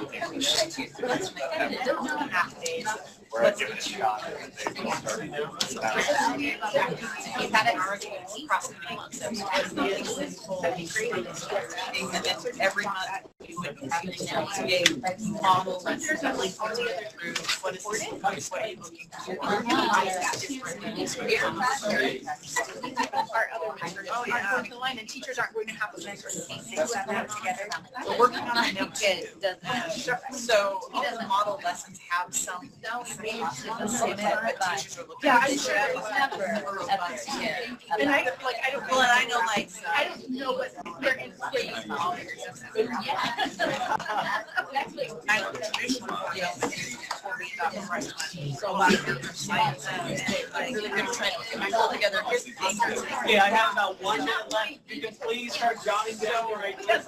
In year one, we didn't have things developed about that she's in year one. And now they're starting to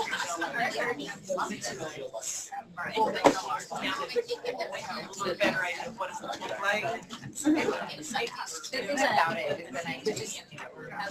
I use about new material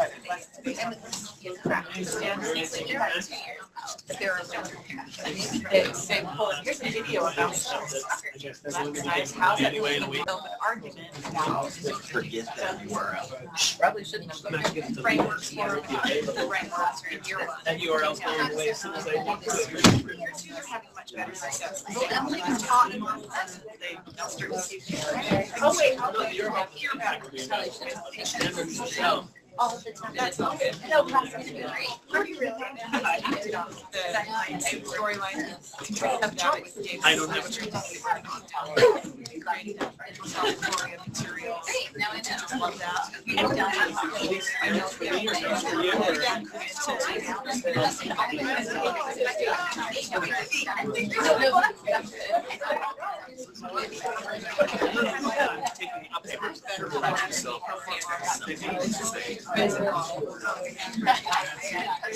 I'm limited by who I'm instructing now.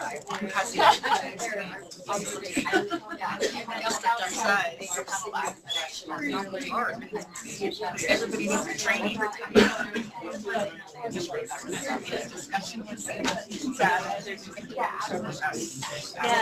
Yes.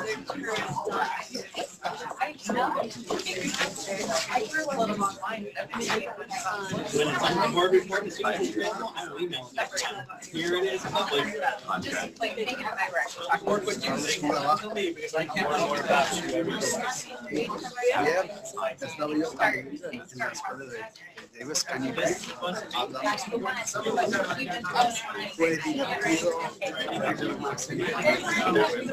We showed up really well yesterday. And so that was really good. Well, thank you very much for your time. It's a challenge. It definitely is. Circle back around. I'll just put it on the Let me wrap this up, please. When it comes to 90-day review, I really look forward to you sharing this with your parents, with your staff, parents, who wants to give feedback. Also, when it comes to the public hearing, if you've never attended a public hearing, you got to do that. I invite you to come. It We is need as much support as we can get. And always, just tell us what you think, good, bad, positive, negative. Give us everything you can. These public hearings are a wonderful time to do that. Thank you so much.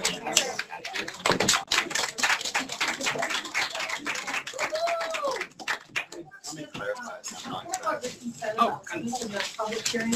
Right now, we are in the midst of doing the health public hearings, and it is so helpful to have local school and district people at the hearings, because a lot of times the questions the parents are asking aren't really about the standards, they're about curriculum, or they're about how is this handled in our district. That's particularly true with health, but I think it'll be true with science too. And having you in the audience makes it so that Ricky doesn't have to make assumptions about what's happening in different districts. And it also, sometimes the public hearings can be a little bit rowdy, okay? And having all of that come on Ricky is a little hard, and people will often defer to the district people. So really, we love having you come to the public hearing. So something that, Yours are the most fun. so when the board, and so right now I'm making the assumption that the board will approve them to go out for 90 days. The minute the board makes that approval, Ricky will go back to his office. He will hit a button that will make all of that public on his website. And we will also send out, we'll send out all the information through the curriculum director's listserv. So we're just holding back on that until we have their approval. Like Ricky said, it's like even doing this today is a little bit outside of what we normally do, but because of the timing, we felt like it was an okay thing to do. That he'll push that button, all that will be public. So we'll make sure that you know. And it'll be on Facebook and Twitter. And we'd love for you to get your teachers there. I mean, that's really helpful too. So we'll make sure that you know. So something that you may or may not be aware of is that the board, I believe it was last month, or it might have been 2 months ago, adopted a computer science framework. And the work for the computer science framework was done in our CTE section here at USBE, where primarily they've been focused on secondary because of the funding that supports CTE. They really, and I'm sure you're aware of this, that's really been their focus is grades 7 through 12. The computer science framework actually is a K-12 framework. And so the CTE department doesn't have the connections to elementary school that you have as curriculum directors. And so we wanted to make sure that you are aware of the framework so that we can start thinking about how do we use this framework to support the work that happens in elementary schools when all of the core content areas in elementary schools are not CTE content areas, okay? And then also just to see the framework for the K-12 spectrum of that. So today we have with us 2 people from CTE. We have Ashley Higgs and Brandon Jacobson. I'm going to turn the time over to them. I'm actually going to the director. So yes, no worries. I'm actually going to do just a quick introduction so that you understand kind of where we've been and where we're going and why. So I'm sure it's of no surprise to anyone in this room that information technology companies are a big thing here in Utah, right? If you haven't heard the term Silicon Slopes, you probably need to watch the news a little bit more and pay attention to some ads. Drive I-15 once or twice, and you'll see all the signs on the side of the road. IT companies are really flocking here. The governor and economic development folks are really trying to increase that and add to that and build that up. It's a huge industry. It's getting bigger every day. And there's a lot of interest in making sure that the students of Utah are prepared to go to work in those kinds of businesses. And so a year ago, at the beginning of the legislative session, and it's been brewing long before that, a group of industry folks came together and said it's really important to us that education is keeping up with the skills and knowledge that students need for jobs in the future. And so they were really interested in working with the legislators and the school board to figure out how to ensure that students are being taught computer science-y, computational thinking kinds of things so that they can be prepared for the future. What the school board chose to do at that point in time was to kind of step back and say, let us do some work and see what we can come up with, see what we can do to move this forward, and we'll do that. So the board created a computer science task force a year ago, and that group met a couple of times. That had education representation, business and industry representation, a few of us here. We met a few times, really tried to help people, number one, understand what we already have going by way of computer science and IT things in education in Utah, and then what are we missing? Where are the gaps? What do we need to do, and how are we going to do this? So at that point in time, some recommendations from the task force were presented to the board. The board received those and approved those recommendations, and since that time, we've been working really hard to go down that pathway that they've suggested. The first step was to develop and approve a computer science framework. That's what you're going to see today.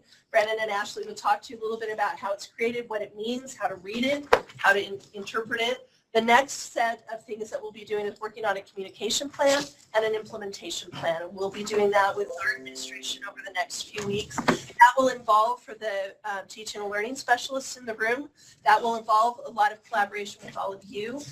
What they want to see, and I know this was a surprise to one of you just a moment ago, what they want to see is some actual standards written into all program areas, whether it's in CTE or teaching and learning. They want to see actual standards showing how computer science needs to be taught in all areas. This isn't just about kids in front of a screen. Ashley and Brandon will talk a little bit about that. We know we have a lot of folks who that is not what they expect by way of education. They want students doing all kinds of different things. We're not here promoting that students need to sit in front of a computer all day, every day to do this. There are lots of ways to teach these concepts, to use this framework that we're going to talk about, and I'll stop talking and turn it over to them. Thank you. This is pretty awesome, right? You guys all understand this? You all completely understand? Right. So this is pretty daunting. In fact, yesterday I had the awesome opportunity to go hang out with Melinda in the school district. We got the chance to go and meet with some of her teachers, her first, second, third, fourth, all the way up to sixth grade teachers. And they weren't teaching a computer science class. They were teaching a bunch of good computational thinking as well. So as we go through, even though this is pretty daunting, we have links up on here. We're going to be sharing it out. It's found on our website. We have some pretty quick links for y'all. But we're just going to go through. We're going to go a little bit quicker. Go to the next one. So here's what it looks like, the framework. Once again, it's divided up into bands. And Belinda, I'm going to pick on you today, okay? Yesterday, when we met very first, Belinda said, this, we don't understand what it was. And we got some of our teachers. We got a different company to come and help us out. And how did you guys break it up? Instead of the grade bands, how did you guys do it?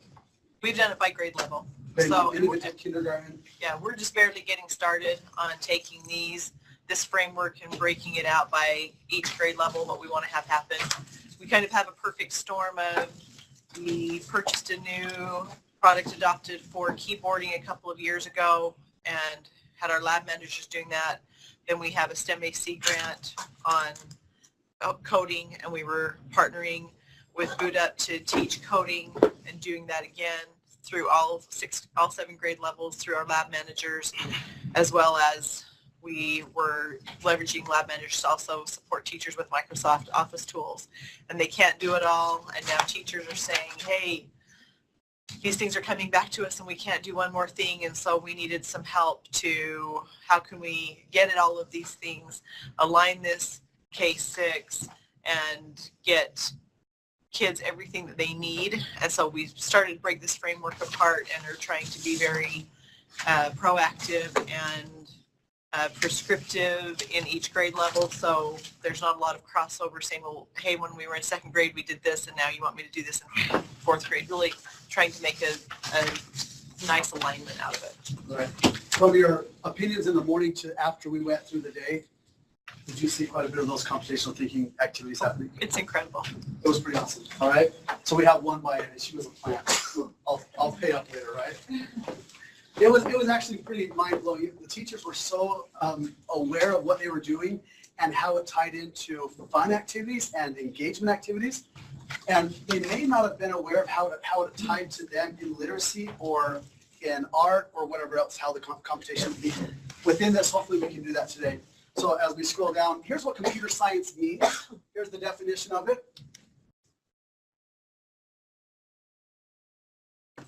And that's clear, it's not. What's an algorithmic process? Anybody really quick? Vision tree, like going through and figure it Decision out. tree. Tying your shoes is an algorithmic process, decision tree. What else is an algorithmic process? Another example of one. In school. Solving an equation in algebra. Solving an equation in algebra. You went a really high level thinking. That was good. I was thinking like going to the restroom. Sorry, high school math teacher. That's from excellent. Lisa. Yeah. That's excellent. So math equation, you first start with whatever you're trying to solve for, right? You start with certain steps. All right, so that's the algorithmic process. Then it's problem solving. Then we look at hardware and software. All right, so keep scrolling. Right here, this little link, the red one up top, scroll up just a little. That links to the actual full framework, the one that's there.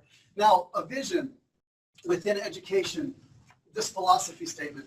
Educational plans and projects must have a philosophy, otherwise they're at the mercy of every intellectual breeze that happens to blow. If we try to incorporate computer science just in itself, by itself, just because it's fun, and there's not a really good backing behind the philosophy of it, what's going to happen to it? It's going to be outright. Superintendent, or Deputy Superintendent Patty Norman said Monday, she said, if it's not built in, it's not established as part of philosophy, it'll be something that is fun, that's not there, and it doesn't apply to anybody. But if it's something that's built in, then they can see where the application is. All right, so that's what our goal is. So today we have a little activity. We're going to kind of do this for us. I need you guys to, in your mind or on a piece of paper, even on some of the paper we provided for you if you like, complete this sentence. Education is important, just normal education, right? Education is important for students in my LEA school because, you just identify that what that would be. I have to write it down. We're going to get 2 or 3 responses. Opportunity.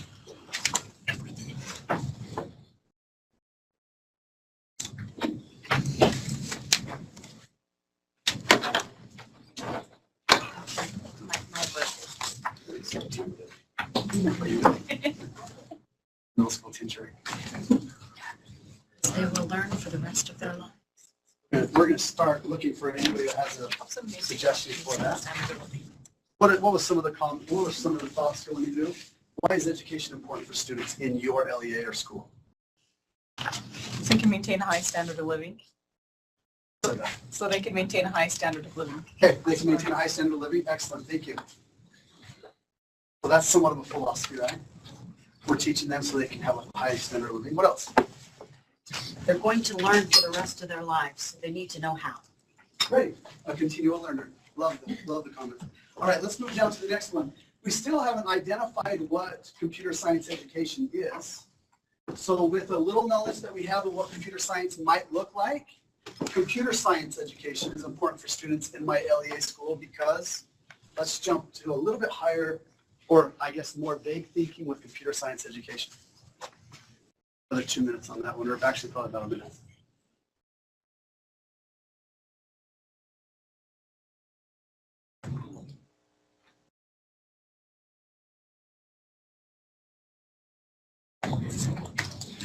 Any brave souls?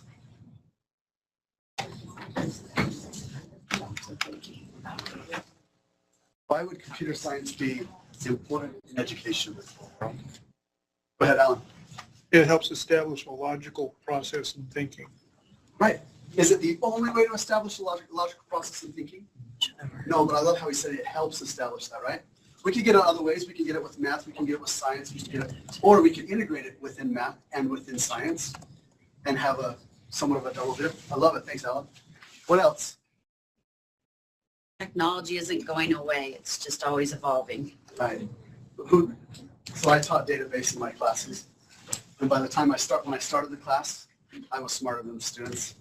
And day 3, they were better at database than I was. Day 3, and I just had to keep facilitating that learning. It was so cool. So anyways, moving on. So now we have, thank you. Computer science impacts 7 separate areas. All right, we're going to identify where the 7 separate areas with images first, and then down at the bottom of this has the logical or the explanation of it. Go ahead and scroll down. This one is economic and workforce development. The next one is civic and citizenship engagement. Then we have competencies and literacies. I tried to pick the best images so we could be entertained, right? Then we have technological, social, and scientific innovations. Then we have equitable and social justice ideas and concepts. And then we have school reform and improvement. And the 7th one is personal agency, joy, and fulfillment. If you look on one of the colored pages, that's the 8.5 by 11, the one that looks like this, they're identified right here. Those 7, we've identified them right here. All right? So here's the activity that I want us to do as trying to help us identify what we value in philosophy with computer science. And once again, we're still very novice at the concept in Utah overall of what computer science may look like. But let's do this. As we scroll down, or go up a little bit. So when we go through this, we're going to ask the question, if our answers are we should teach computer science because we need to promote a more diverse tech workforce, that's part of that technology, that would apply into 2 of those different areas. It could, right? Which would be economic and workforce development, equity, and social justice, okay? This comment right here, we should teach computer science because it'll allow youth to solve problems in their community through technology. Technology is always advancing. We always get better ideas. How many of y'all have ever seen one of the overpass freeways where you pass on the left and they do it back and forth? A lot of us are saying, no, I hate those. They actually speed up traffic about 18 seconds at each light on those. That's the data that comes through it. So 18 seconds doesn't seem like much, but when you're thinking about adding thousands and thousands of jobs here in Utah, that idea, which is part of engineering as well as database, part of just these ideas, are solved by the computational thinking process. All right? So anyway, this is part of it. Now, you have 14 statements on that sheet, on the back side of that one sheet. What I want you guys to do individually is to go through and mark your top 3. Why you, once again, the top 3 that apply best to you and your LEA. Just put a little mark up by the top of one of those sheets. It's this sheet that looks like this.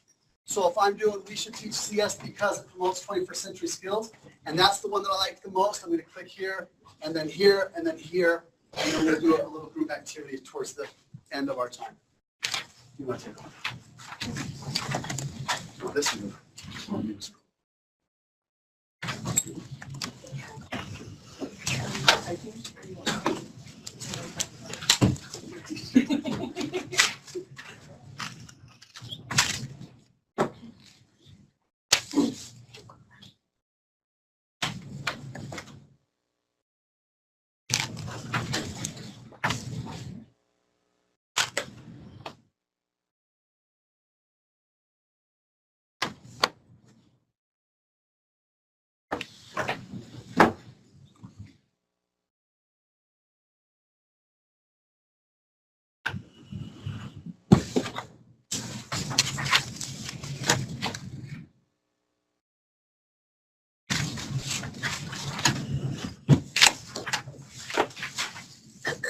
Two more minutes.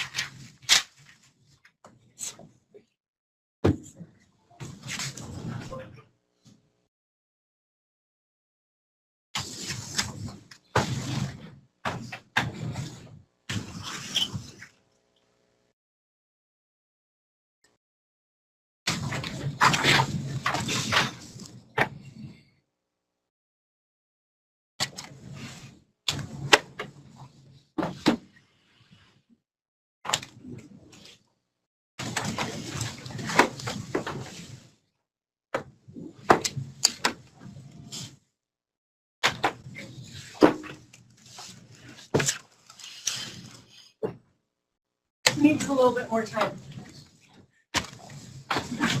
We're good? Okay. Literacy skills were quick, fast. Read through those very quickly. Okay, now what I'm going to do is I'm just going to number you off on tables because it will be easier for us. So 1, 2, 3, 4, 5, 6. Sarah, you guys are 7 and back, and then 8. Now, on your tables, what I want you to do is pick someone to be a scribe. It doesn't, I don't care who it is. But if you notice, after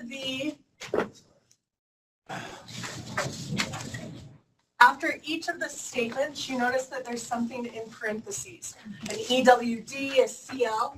That scribe, what I want you to do is go through, there should be 7 total, okay? I want you to tally at your table how many of you picked something that was CL. How many of you picked something that was EWD? Now, let's say I did CL for 2 of my 3 choices. You would say that you have 2 that are CL, not just 1. Does that make sense? So once you have that done, I'll give you about 2 minutes or so. We're going to tally up and see what our philosophies are. Okay?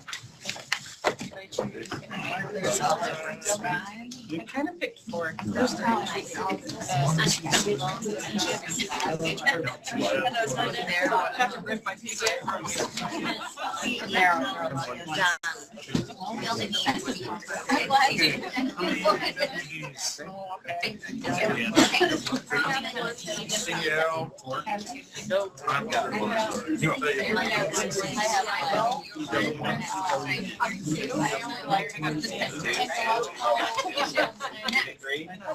That's what 2 and 6. I have 1 side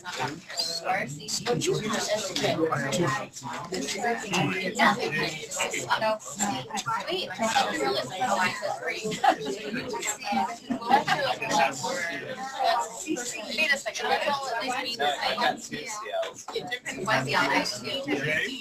You can't have 2 if you have 2 with the other. Then I had 4. What about PJA? I have a PJA. Yeah, that's fine. There were only 2 parents, so us 2 people, we picked the same civic engagement. SR. Wait, you don't have an ESJ? She's just getting to it. I have number 11.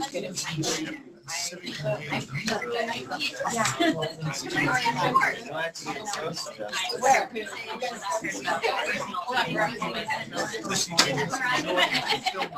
I didn't know what it was. Philosophy. Okay, Then I only have 1 about their feelings. So change the 10 to course development. We're cheating a little bit about your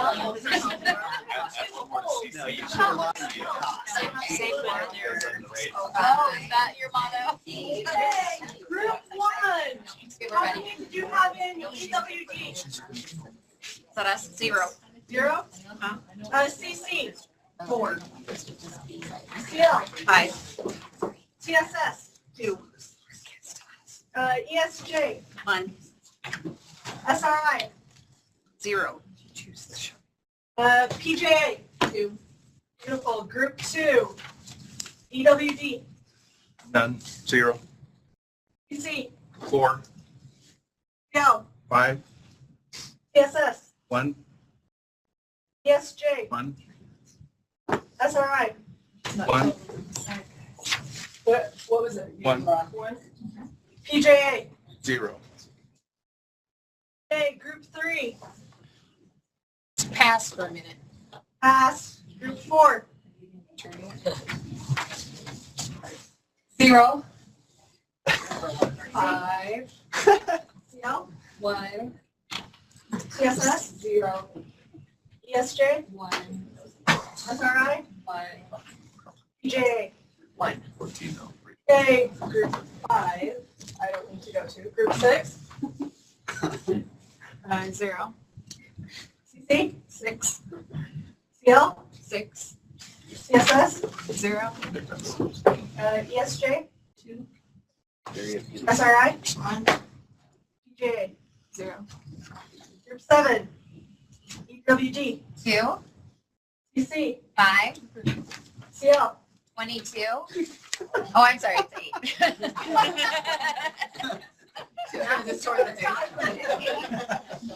Pardon me. TSS? 0. ESJ? 1. SRI? 1. J? 3. Okay, group 8. EWD? 0. CC? 2. What, how many CC? 2. CL? 7.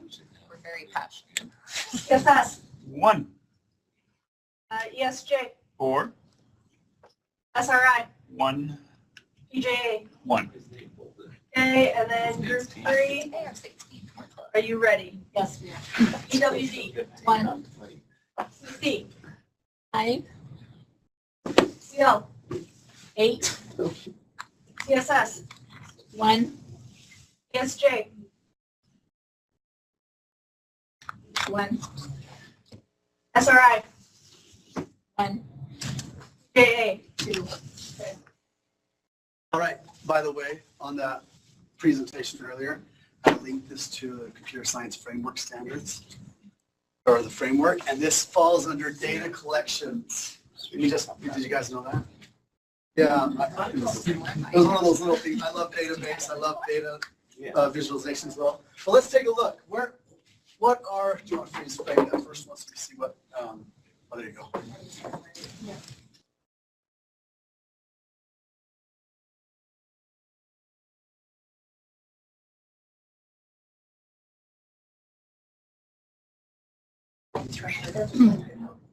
Where's hide? Very few only. Very few only. No, do it on my computer. Oh. But it might not translate. You might have to.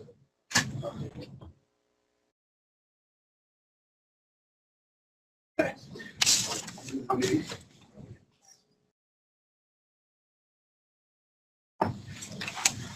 We work together. Oh. She doesn't like to listen.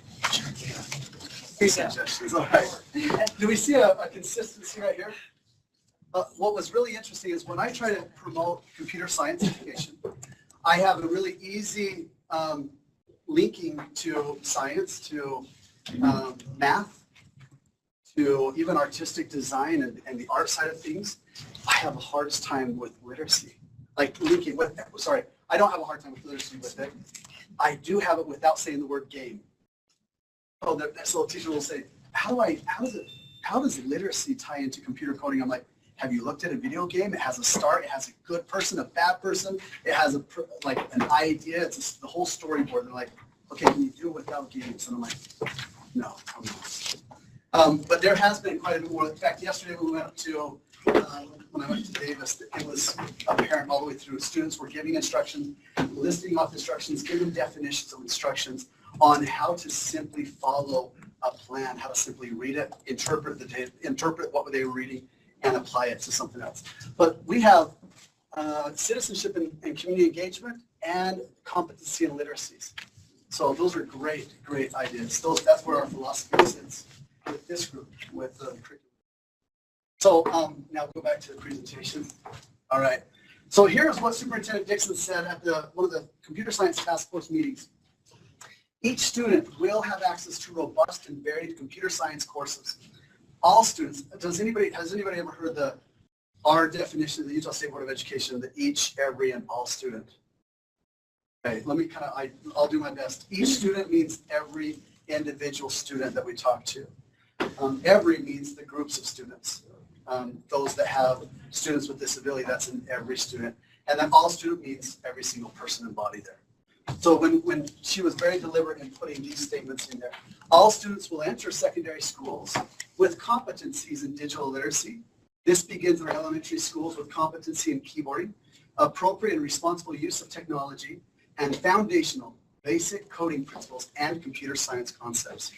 So to leave us to end, and there's also, before we watch this, and we won't watch all of it, but scroll down to the bottom.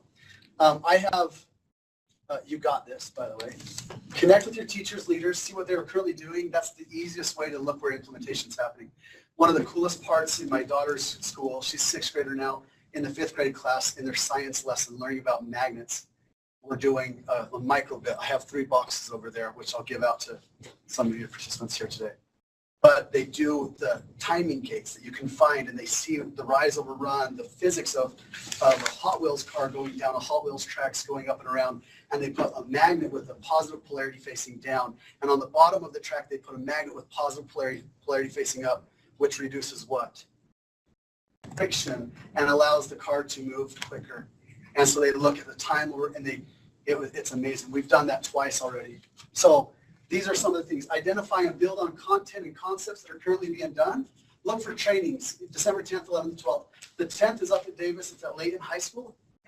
And then the 11th, there's going to be a training down in Sevier County School District, their Sevier building. And then the 12th is down in St. George at the Washington County School District offices. It is the microbit training, which your teachers will be able to have access and use some of those. They'll be able to take home one of the little kits, not a full kit. And then we'll have more elementary and middle level trainings coming soon. So if you need to get a hold of us, that's my contact. That's Ashley's. We've provided business cards up front. But to kind of tie this all in, let's just go watch. We're not going to watch all of it, but I just want to start this. The magic ingredient is a TED Talk by Daniel.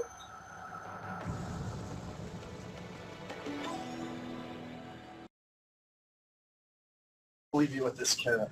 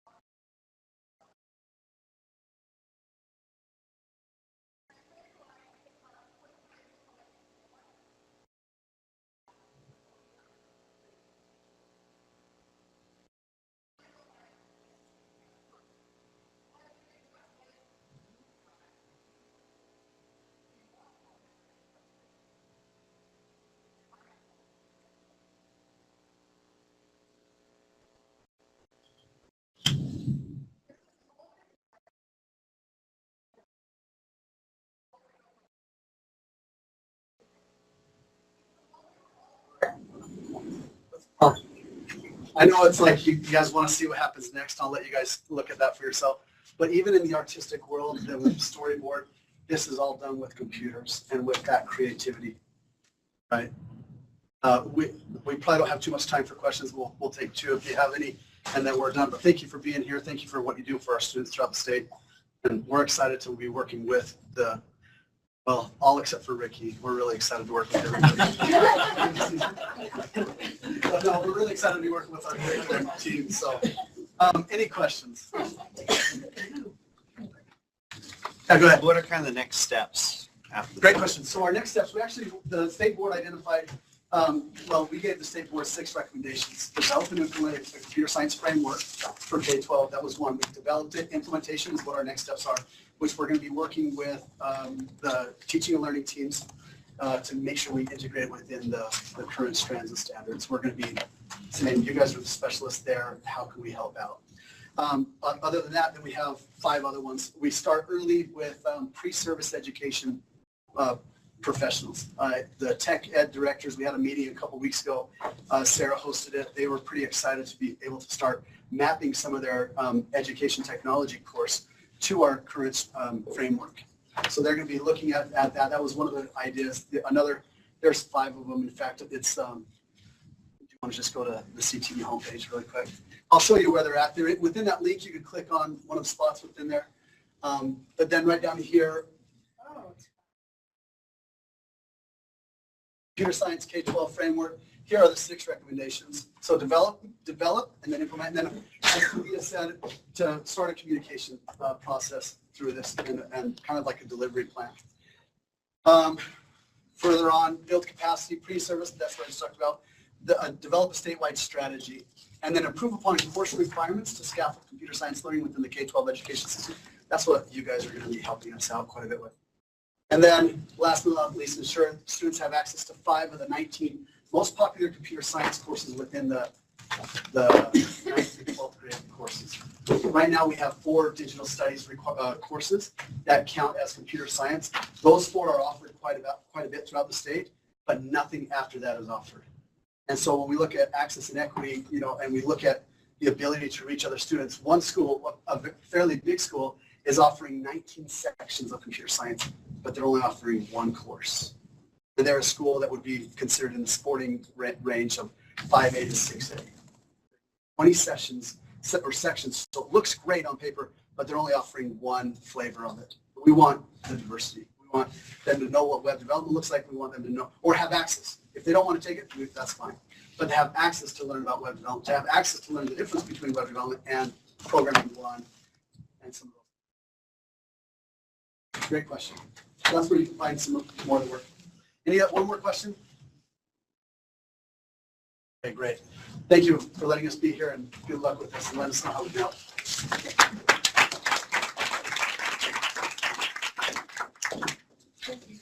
Really appreciate them coming today.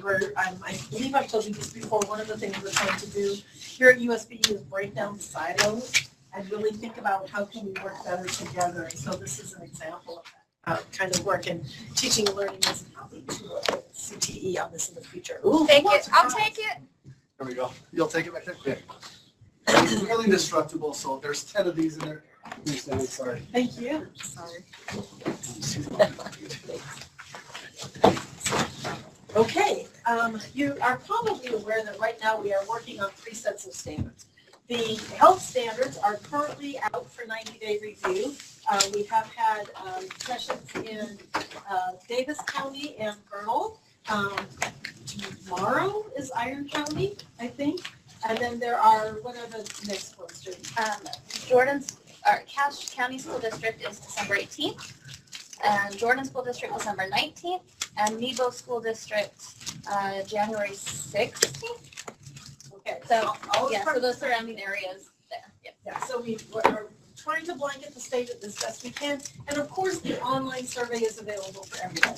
We also are working on the science standards. We've already talked about those today. Hopefully those will be going out for 90 days starting next Thursday. No, January. January.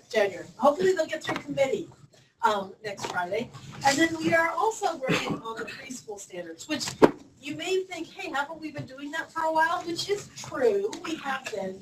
But one of the things that the team wisely decided is that science and health are currently under development, and we've had some others. They want to make sure that the preschool standards really are connected to all of the standards that are coming after. So they've kind of pushed pause, but I wanted them to give you an update on where we are today. So we have Jessica Smith and Jamie Robinson to do that.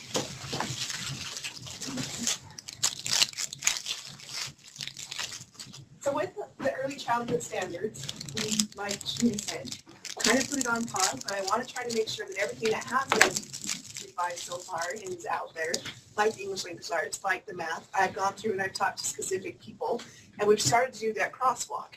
So we've started to do a crosswalk is what we're expecting of typical 3-year-olds, or sometimes referred to as preschool foundational, and typical 4-year-olds, referred to as kindergarten readiness sometimes, and then our kindergartens. Okay, and so we've kind of started to do a crosswalk between those. And I want to try to get that done so that as Jody's standards or hers are approved, then we can take that to committee and we can get that crosswalk done and we can get that taken care of. And as Ricky's are approved shortly after that, then at that point, we'll do a 90-day review process. So that's kind of our timeline, is waiting, but that's why we're waiting. So the early childhood standards have been, the last time they were revised was in February of 2013. And we've noticed, we've done the kindergarten entrance and exit profile, which was implemented last school year. And so with that profile, we noticed there were some things that we wanted to assess on that profile that were not necessarily addressed in the standards. So we wanted to make sure that we went back and touched on those. We also realized that the stands, or the way that it's set out with the strands and the standards, is not how it's connected in the early childhood standards. Jessica will kind of like a layout of a page of how the early childhood standards are written, and you'll see that it might be easier if we actually align with what the state, with the standards, the way that they're currently being written. So that's what we want to do. With early language arts, that was done in June of 2013. And so that made sure that it hits the reading, the writing, the speaking and listening, and also the language part. This is kind of what I've been telling you. So this is our 3-year-olds, this is our 4-year-olds, and this is the kindergarten standards. And so we've gone through and correlated like the kindergarten standards. And then what you see in the crossed out section is what may have been a strand that was in the early childhood standards the way they were, and how we're looking at changing and proposing the change to that standard. And then in math, I've taught with Sharon, and we've worked a lot on, we want to make sure that we're hitting the counting cardinality and all the operations of algebraic thinking, the numbers and operations of base 10, the measurements and data and the geometry. So kind of like everything that they have done in kindergarten, we're going to line it for 3-year-olds and 4-year-olds. Kind of backtrack the references skills that need to be done. And then personal development and growth is kind of an idea of Jody's standards, but we'll touch on health and physical education. So as you all know, they were last revised in 1997, which is why Jody. Because I don't know if you, 20 years. Right, I don't know if you guys know that things have changed a little bit since then. So we thought, so Jody, thank you for all your hard work. But that will be kind of where we want to hit like the personal growth and development, and also their ability to communicate with each other and play with each other nicely and learn how to play as a group and be a nice human being, hopefully, is kind of what we touched in this. But we also kind of want to hit like gross motor skills, fine motor skills, because by the time they get to kindergarten, I'm pretty sure that a lot of you would like them to be able to write, or at least do pre-writing strokes. And a lot of those muscle control things happen in playing with Play-Doh and building with blocks and seeing how things interlock. And so that's why we kind of want to address that in the personal development and growth area. Something that will be nice too with Jody's standards is before they only started in grade 3, and so now we'll have kindergarten through 2nd, and so we can actually align to kindergarten, whereas before there wasn't really anything to align to. The social studies, the standards, the way that they're currently written, it's approaches to learning and social studies. And social studies more or less connected to the social emotional growth and personal development, like the social emotional growth. So I actually contacted Robert, he's our specialist here, and he pulled up some things that other states are doing in early childhood and how they're addressing those in their standards. And so that's something else that we're looking into. Because the social studies that we have currently are better fit in a different category, right? So I'm kind of looking to see what other standards or what other states are doing. And I know currently, like our state, they have a section on like financial literacy and culture, citizenship, and geography, right? And so we don't necessarily address those a whole lot in the early childhood standards, so we're looking at what we may or may not need to implement in that area. And then you can tell that science is currently under revision. You had a great presentation by Ricky today. You see the hard work he's put into it. So, but when those get back with the 90-day process, and we know that they're pretty much set, then we'll go to work on 3-year-olds and 4-year-olds. Fine arts is also an awesome, they were just revised in April 2016. And so Kathy, I would like to meet with you at some point, but they hit on dance and drama, music, and visual arts. And so we want to know what we can do at the 3-year-old and 4-year-old level in order to implement those standards as well. And then approaches to learning is something that's huge in some of the other standards or in some of the other states.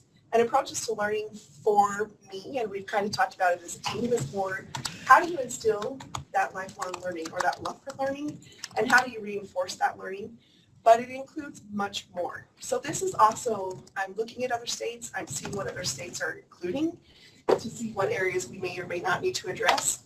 And also if this is going to be a tab by itself or if it's going to be something that we combine with one of the other tabs. Because there's currently sections.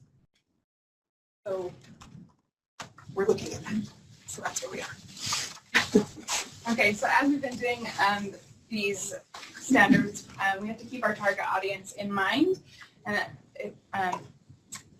it varies a ton. So we have public preschool teachers that will be using these standards, especially those special ed preschool teachers. They have to tie IEP goals to those standards, so to keep that in mind.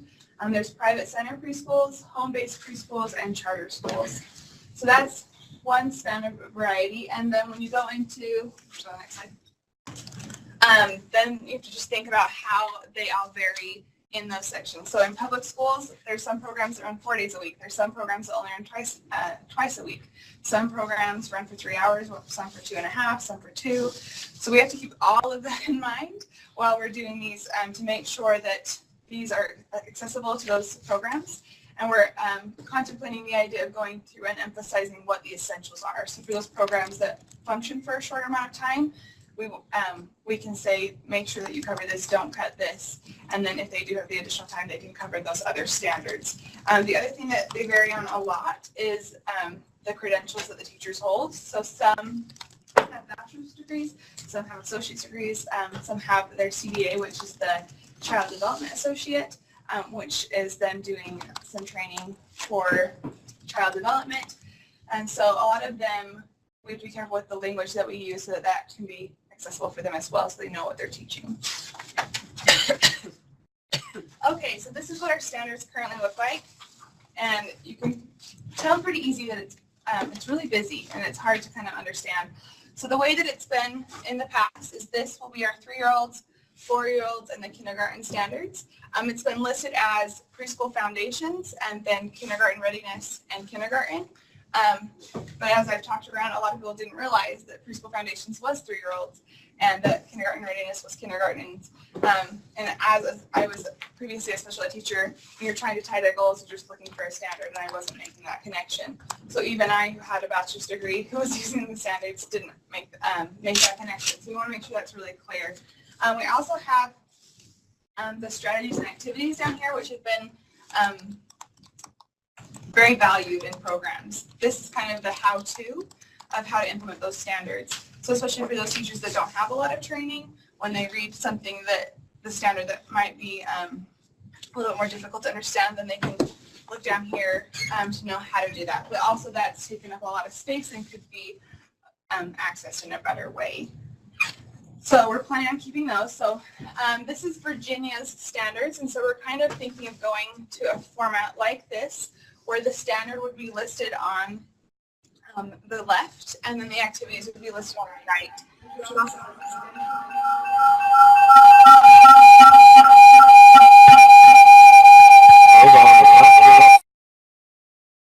really yeah. Okay, so we're going to be doing, we're thinking of something like this. The standard on the left and the strategies and activities on the right. We've also realized that those kind of need cleaned up in our standards, that some of the strategies and activities go on for pages. So we want to make sure that we're really honing in on what are some really great ways to teach those standards, and that's what's implemented there. Something else that we're thinking of doing, which has been valued, and it seems like teachers would like us to do this, is to have the standards separated of having, this is the 3-year-old standards and these are the 4-year-old standards, and then having a crosswalk in the document that shows that progression to kindergarten. But that way when teachers are looking for what should I be teaching my 3-year-olds, they're not going to get distracted by the 4-year-olds and vice versa. They're making sure that they're teaching age-appropriate skills. That's where we're going with that. We need your help. So with your districts and with your preschool programs, we want you to think of those great preschool teachers that are in your areas that could possibly suggest some strategies or activities for us. So in the folder that you received today, we have just an example of Virginia. And this is just to be your tangible reminder to go back to your districts and look at those teachers and who could provide those really valuable activities for us. Another preschool is kind of like an unknown space a lot. We're still figuring it out in the state of Utah, so we wanted to know if you have any questions regarding preschool. We're happy to take those at this time.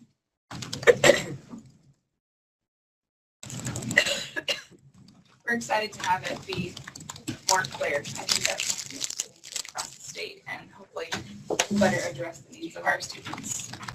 I think one thing to note is although it was revised 9 years ago, all of the standards were revised after it was done. So unfortunately, it was a recent revision, but ELA, math, art, health, I think the only one that hasn't been redone is social studies. So we have to respond. Unfortunately, preschool gets impacted by all the content areas, and so it's just a little fun, but they'll be fine. We don't usually do a big revision every 5 years. Everybody else changed, so it's time for preschool. It's a better option than to put out a document that was already technically expired.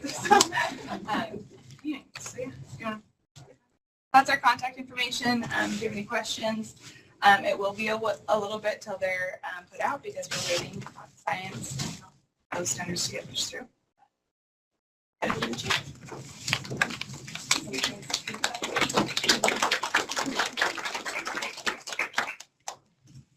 Thank you, ladies. They have been working really hard on this, and so I wanted to make sure that you were aware that this work is still continuing. Oh, did I just do something? No. Okay. What happened here? You know, the last 10 years have really been the years of the standards. As Jennifer just pointed out, we've really revised every single content area except for elementary social studies within the last, actually more like 5 years. And so we've been super focused on standards, but sometimes people have been suggesting that we've been focusing on standards at the expense of some other things. And we know that just having standards isn't really the only answer. Standards are really important because they provide the basis for what teachers are going to teach and what we expect, our expectations for students. But when it comes right down to it, something that is probably a lot more important is curriculum. And so there's been a lot of talk, particularly with organizations like Learning Forward lately, about the role of curriculum in terms of supporting student learning and how we make sure that we have the best possible curriculum materials for our students.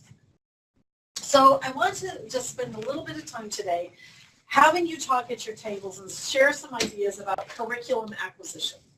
Because that's kind of where it starts, is how do you decide what you're going to purchase for your students. So the first question, I'm only going to give you like maybe 2-3 minutes for each question. The first question I'd like you to answer and to just share is, what is the role of teachers in acquiring curriculum in your LEA? You have 3 minutes to discuss that at your table. Teachers are the ones that are the process, Jim. And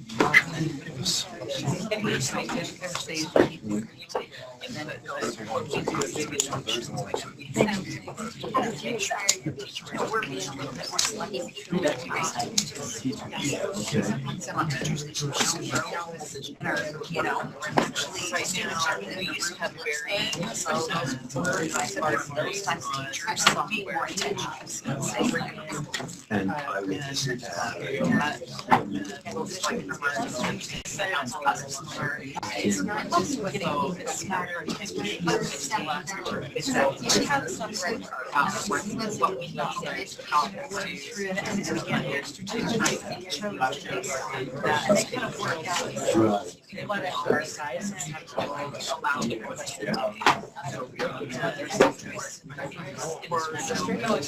our target is 3 to 3. Yeah. So I need to want to use this stuff. So we're thinking well, we might adopt. But I need not use it as it depends on what they have out there too. Yeah. We do that in school policy everywhere.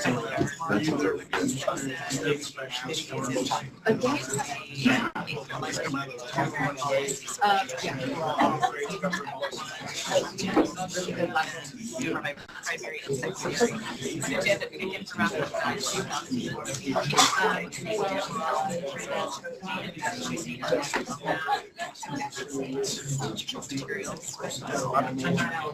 I'm secondary, so I'm on secondary. Yeah, part of the process.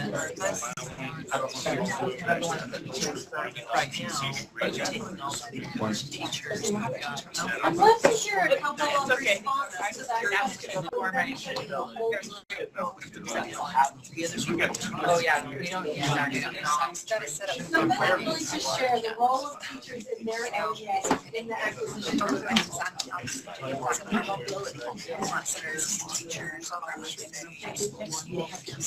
Let me ask you this question. Do any of your teachers use Pinterest as a curriculum? Okay, I think yes. Shake yes. One of the things that we've been concerned about, and this is a nationwide thing, not just a Utah thing, is when there are new standards and teachers think that their curriculum no longer matches their standards, they reach out to interesting places. And Pinterest is very visually appealing. I mean, I use Pinterest for lots of different things, mostly menu planning. But I don't need to have a menu plan that gets me from kindergarten to 12th grade. I don't need to have that kind of continuum that builds up. That is important for students. If teachers don't have a role in the acquisition of the curriculum that you want them to use, they will find their own role and they'll find that curriculum. So I would like to hear from a couple of you. How do you involve teachers in the curriculum acquisition? I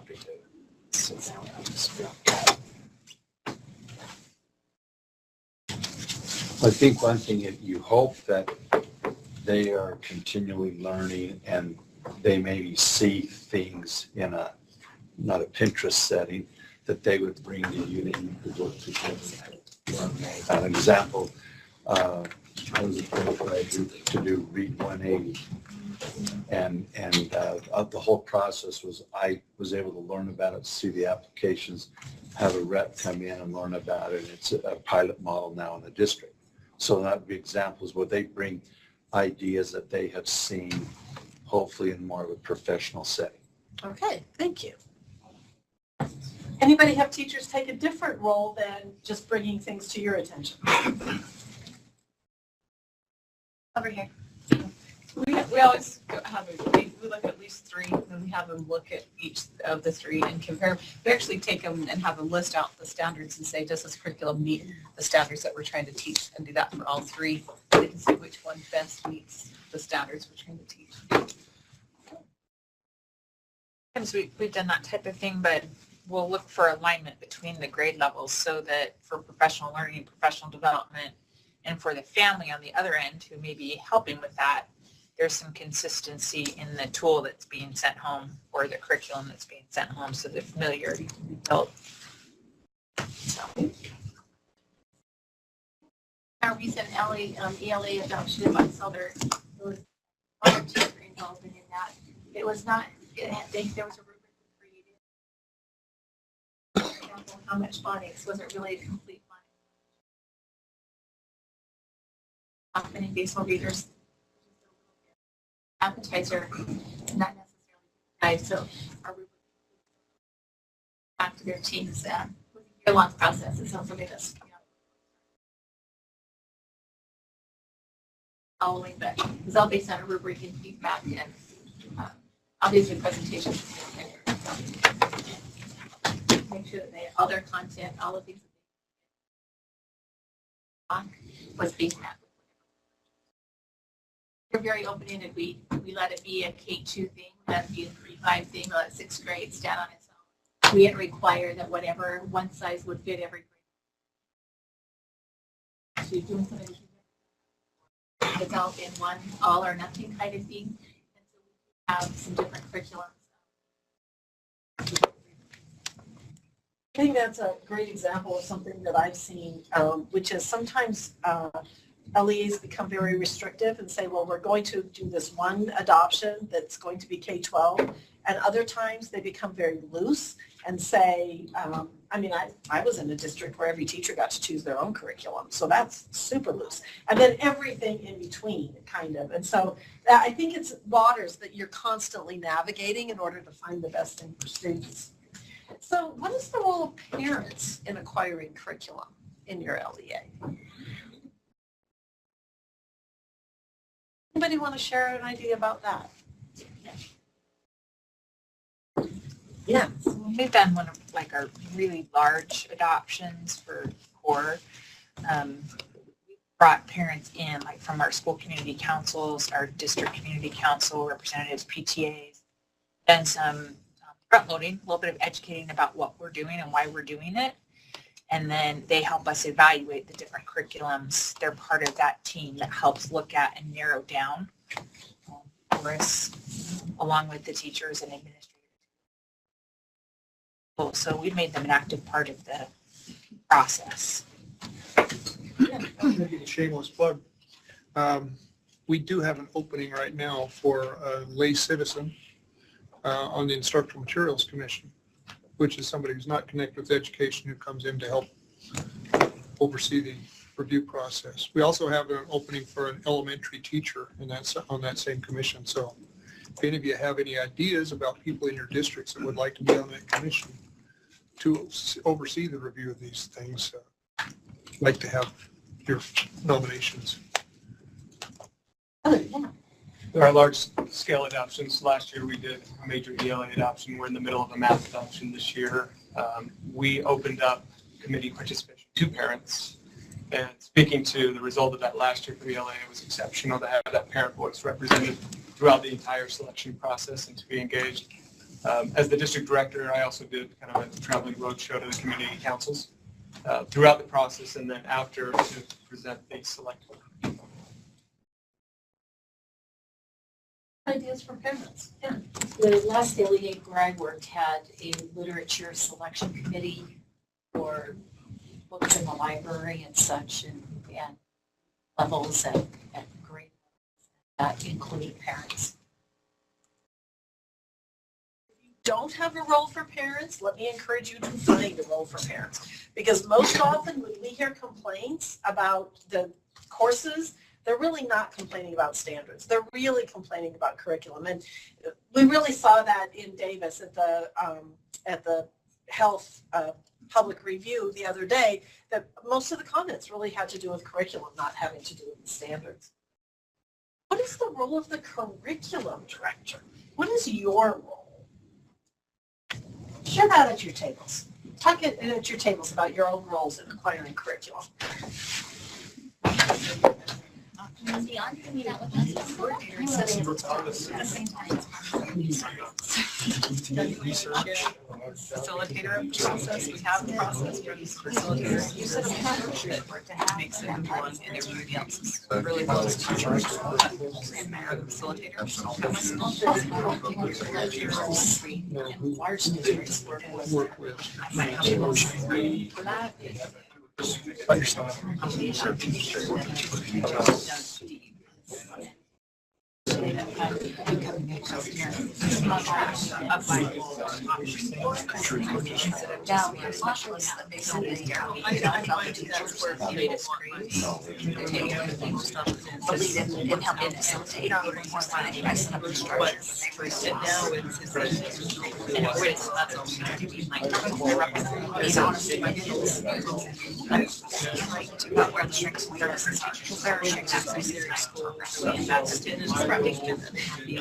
I found that we were talking about content, that's all I said.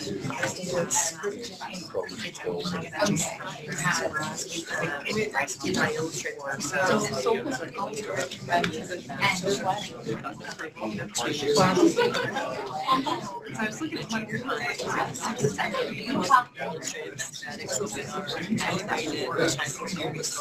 But like, if you're talking to somebody from Forest, my sister in Florida had, yes, I'm like, they want somebody else on the secondary, what's on there, what are you seeing, what right? So, like, I noticed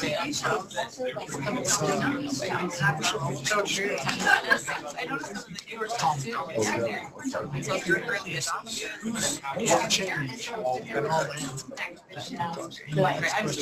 Who wants to teach me? I think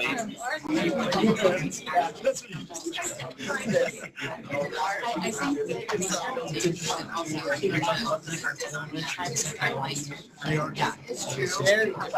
You'll hear a hard time, you know, right a lot. I don't know, I just this year. Follow the content expression. No, I've gone through revisions, like actually I'm more selective in teaching, we try to, because we have, it's only for sex education, that's not, right. And have that perspective. Yeah.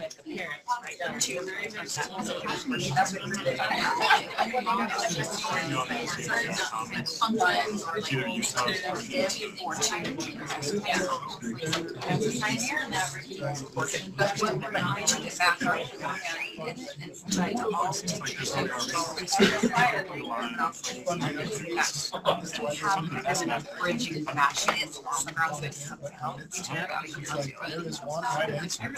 I did when I did, and we actually went together. So I don't know if I did. Yeah, so we have any of that, there's a couple of what we tried it out and all that. And they like that. That's all things from here, and that's not the here at the they're just.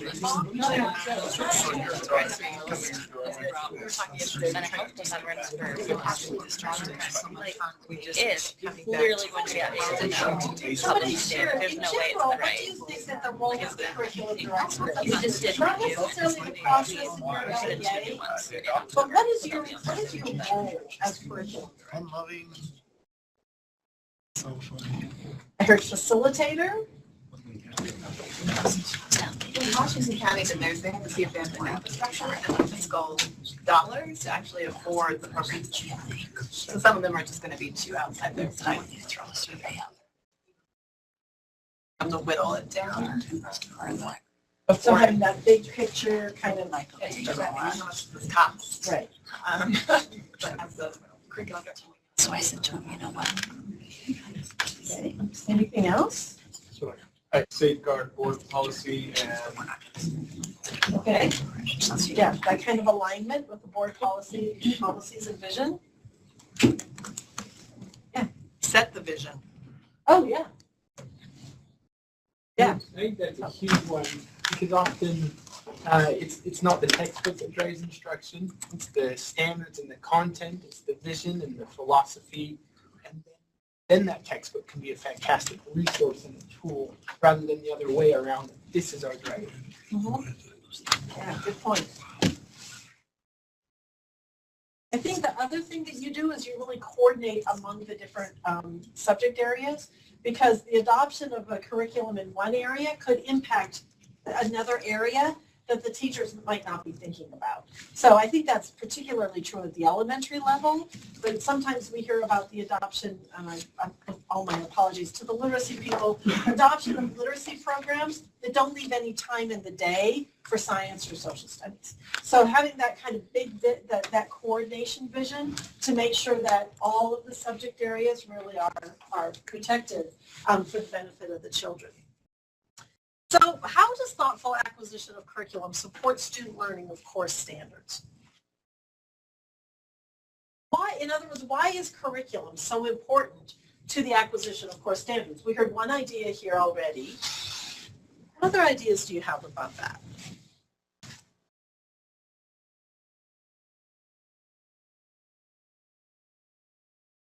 I've been seeing the difference that a curriculum makes when you have the same teachers, the same staff, the same kids in one year to the next, and they improve so much. I think curriculum is really everything. The good curriculum can give the kids a foundation and help them learn. I don't know, a good curriculum can just make all the difference for the kids. Thank you. If you have a really great curriculum, your teachers can focus on students and meeting student needs. And if they're constantly using their prep time or their after school time to curate curriculum, they spend less time focused on kids. Great. To piggyback on that, I was going to say something kind of similar, but in the way of the importance of the coherence of curriculum.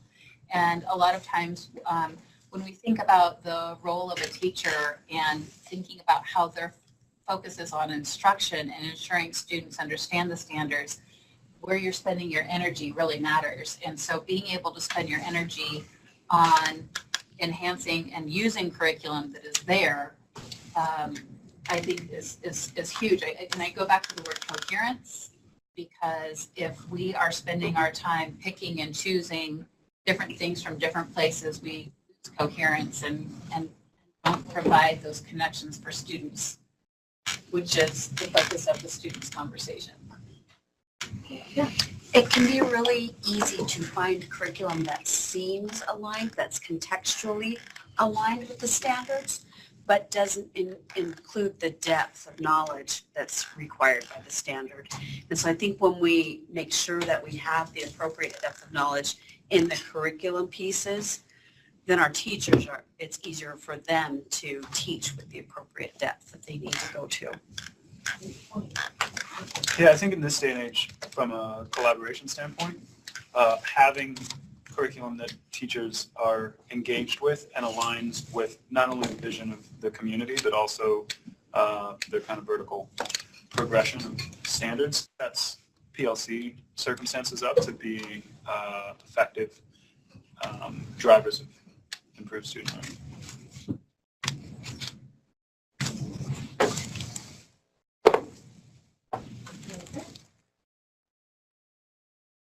What improvements can be made in order to support curriculum acquisition at either the state or local level? I'll give you a minute or two to talk about this in your table. In other words, how can we improve? How can you improve when we're thinking about curriculum in our state and in your areas? I'll give you about 3 minutes. Our process work. What's this? That question begs the question.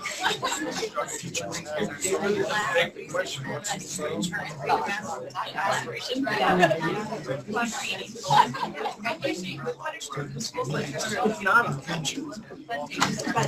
I mean, the question is, then are we absolving this responsibility? And say, well, we don't have white people, and then are we no longer supporting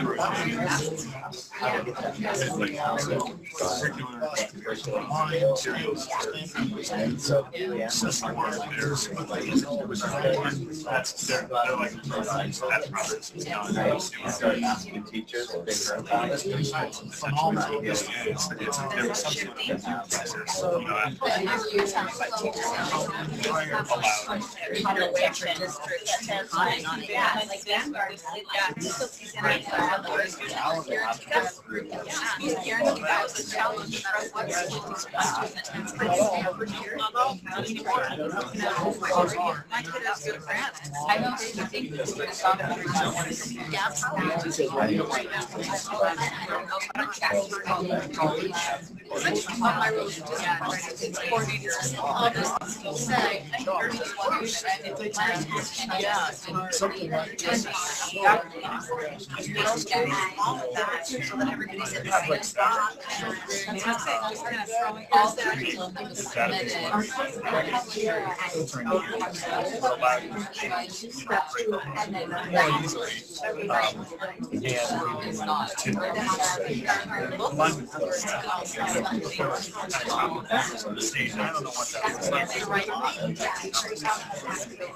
But if there was some way, I just thought.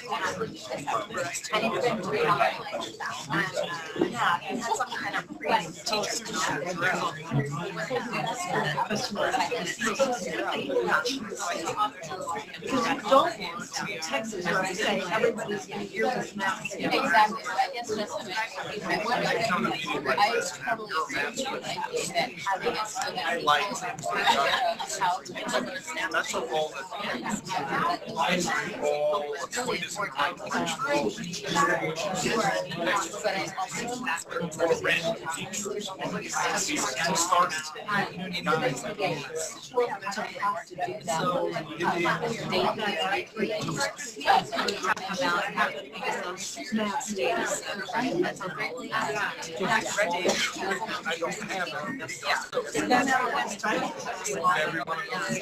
even though we've got and so when all of a sudden here, I remember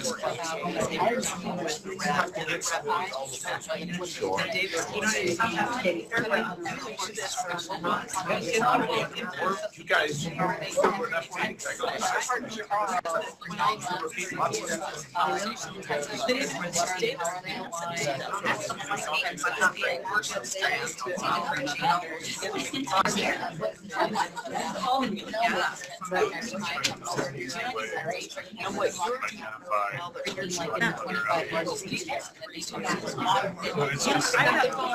call them.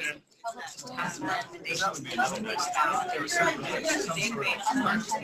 don't think there's Particularly about how the state can support you. I walked a little too close to that table over there, and George said, "Well, what's your role? What's my role as the director of teaching learning? What are the specialist roles?" And that's what I think I'd really like to hear from you right now. I hope you had a good conversation about, what things you could do better locally, but how can we support you better in this area? I would love to hear that. I think our table had a good conversation, so I'm going to defer again. So, Bree helped come up with this, but we like RIMS and everything, but it'd be nice to have something that says, here's high-performing schools who have already implemented, and this is how, or at least to say, with this curriculum, here's a school who has implemented this successfully, so that we can see, just to see what are other people using. Because right now, when we want to select something and we want to find out who's using it, I would have to call every school individually to find out what are you using. We want to know what each other are using and how do you like it and what kind of success rate have you had with implementation. So we have good news on that, right? Go ahead, Alan. Tell us what's coming. We are just in the process of awarding a contract for a new version of RIMS, and that's exactly one of the things we're going to put in there. Is we're going to have a collection of schools and districts that are using the product that you can contact to see how well it's being done. That's great.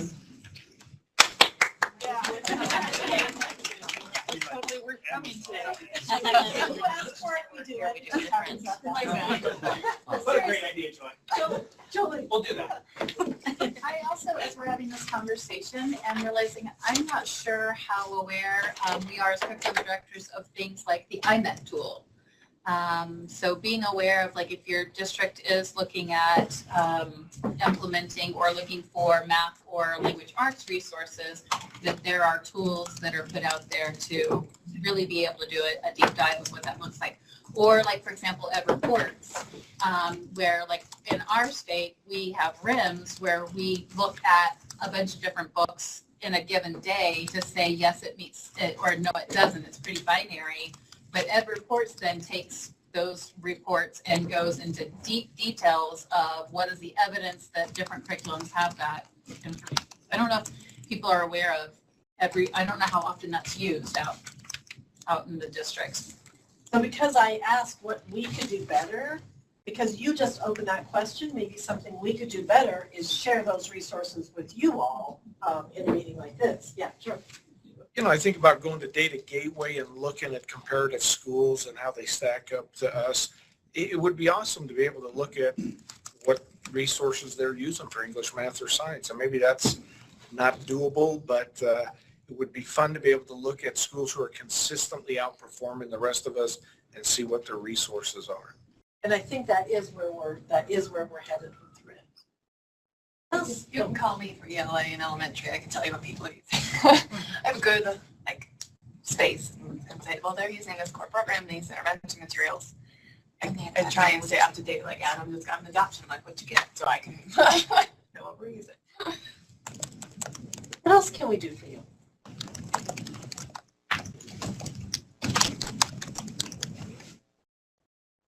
Well, we can continue the conversation. Like I said, I have a feeling I'm not very good with the crystal ball, but I feel like we're moving into this era of curriculum to really think. We're a lot more focused on student learning than teaching when we used to be. Our standards now reflect that because they're about what students, they're all focused on students, and now the curriculum can also support that student learning. So we'll continue that type of conversation. Before we finish today, is there anything else that's on your mind that while we're together, questions that you have, things you want us to include in a future meeting? We will not be meeting in December. We will meet again in January. But things that you want to make sure that we get on the agenda or questions that you have? I know we've had a lot of discussion about standards today from a lot of different subject areas. And it occurred to me that I'm not sure what format we have for the standards. I know that the standards are housed at UEN in a digital format. But I think here at our board, they're pretty much in text or PDF format. I think there's a lot that could be done. You could digitize the standards and then have them so that you could link them directly to the work that you're doing. You know, if you want to link things to standards in my area, I mean, it'd sure be nice if I could have digital formats so that publishers and others could give you that alignment document and it was all linked right to the individual standards.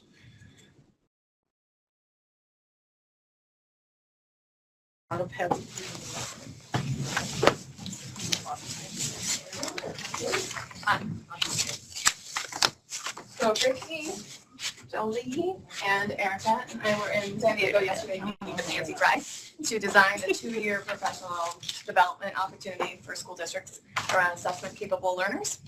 And so we came up with basically, I think it's 7 or 8 sessions of professional learning that will occur over the next 18 months to 2 years to really support LEAs that are interested in doing a high-level implementation around assessment-capable learners. The opening session will be kind of an overview of what ACL is, and then we'll do a couple sessions on teacher clarity, because if teachers don't know what they're teaching and aren't communicating to kids what they should be learning, you can't have an assessment-capable learner. So we'll do some teacher clarity. And then the final sessions, well, one of them will be like an implementation problem solving, like we've been implementing for about 6 months, what issues and problems are you facing? Let's do some proactive problem solving around that. And then we'll move into the ACL actual principles around selecting learning tools and being able to monitor your own progress and where you are in the learning trajectory. So that's something we'll be releasing the application this Friday. We'll have a webinar next Friday and an in-person down here meeting to kind of explain the opportunity to go into a little more detail. But just to kind of put that on your radar, we'll send it out through the listserv Friday, the application, just to kind of get it out there. We've been telling it in different meetings, so some of you may have heard, have about 35 LEAs that have expressed interest. We will not be able to handle 35 LEAs. We really want to do intensive professional learning, and this is our first kind of go at doing this kind of work where it's sustained, ongoing, targeted, and intensive. That's really about implementation. There will have to be evidence that you're implementing and how it's going and that kind of thing, and so it's going to be more of an intense opportunity than we have, I think, that I know that we've done in the past. So kind of exciting and something that you just might want to get your head around. The application is not hard, but we wanted to make sure, because it will be competitive, that we get people that have the capacity to do this work, that aren't bound in 1,600 other initiatives that you're trying to lead at the same time. This may not just be the right time for you. And cohort 1 will then also be kind of not mentors, but host sites and advisory supports for cohort 2 and beyond. So if you don't get into the first cohort, we'll learn what we learned from the first group and we'll do better the second group as always, but the first cohort will be the early adopters and excitement part of it. So just something to be aware of. We'll send out this Friday for knowledge. Any questions on that? It's K-12. Yes, thank you for asking. For all content areas, so I know I'm the ELA person, but we're really, the reason Jolie and Ricky were there as well is that assessment capable learners is not content specific. It is kind of a mind frame of how we really look at monitoring and measuring student growth, both from teachers' insight as well as students measuring their own progress and growth. So it's kind of a unique way. Thank you, Jen. Anything else? Well, as always, thank you for coming, and I will see you in January.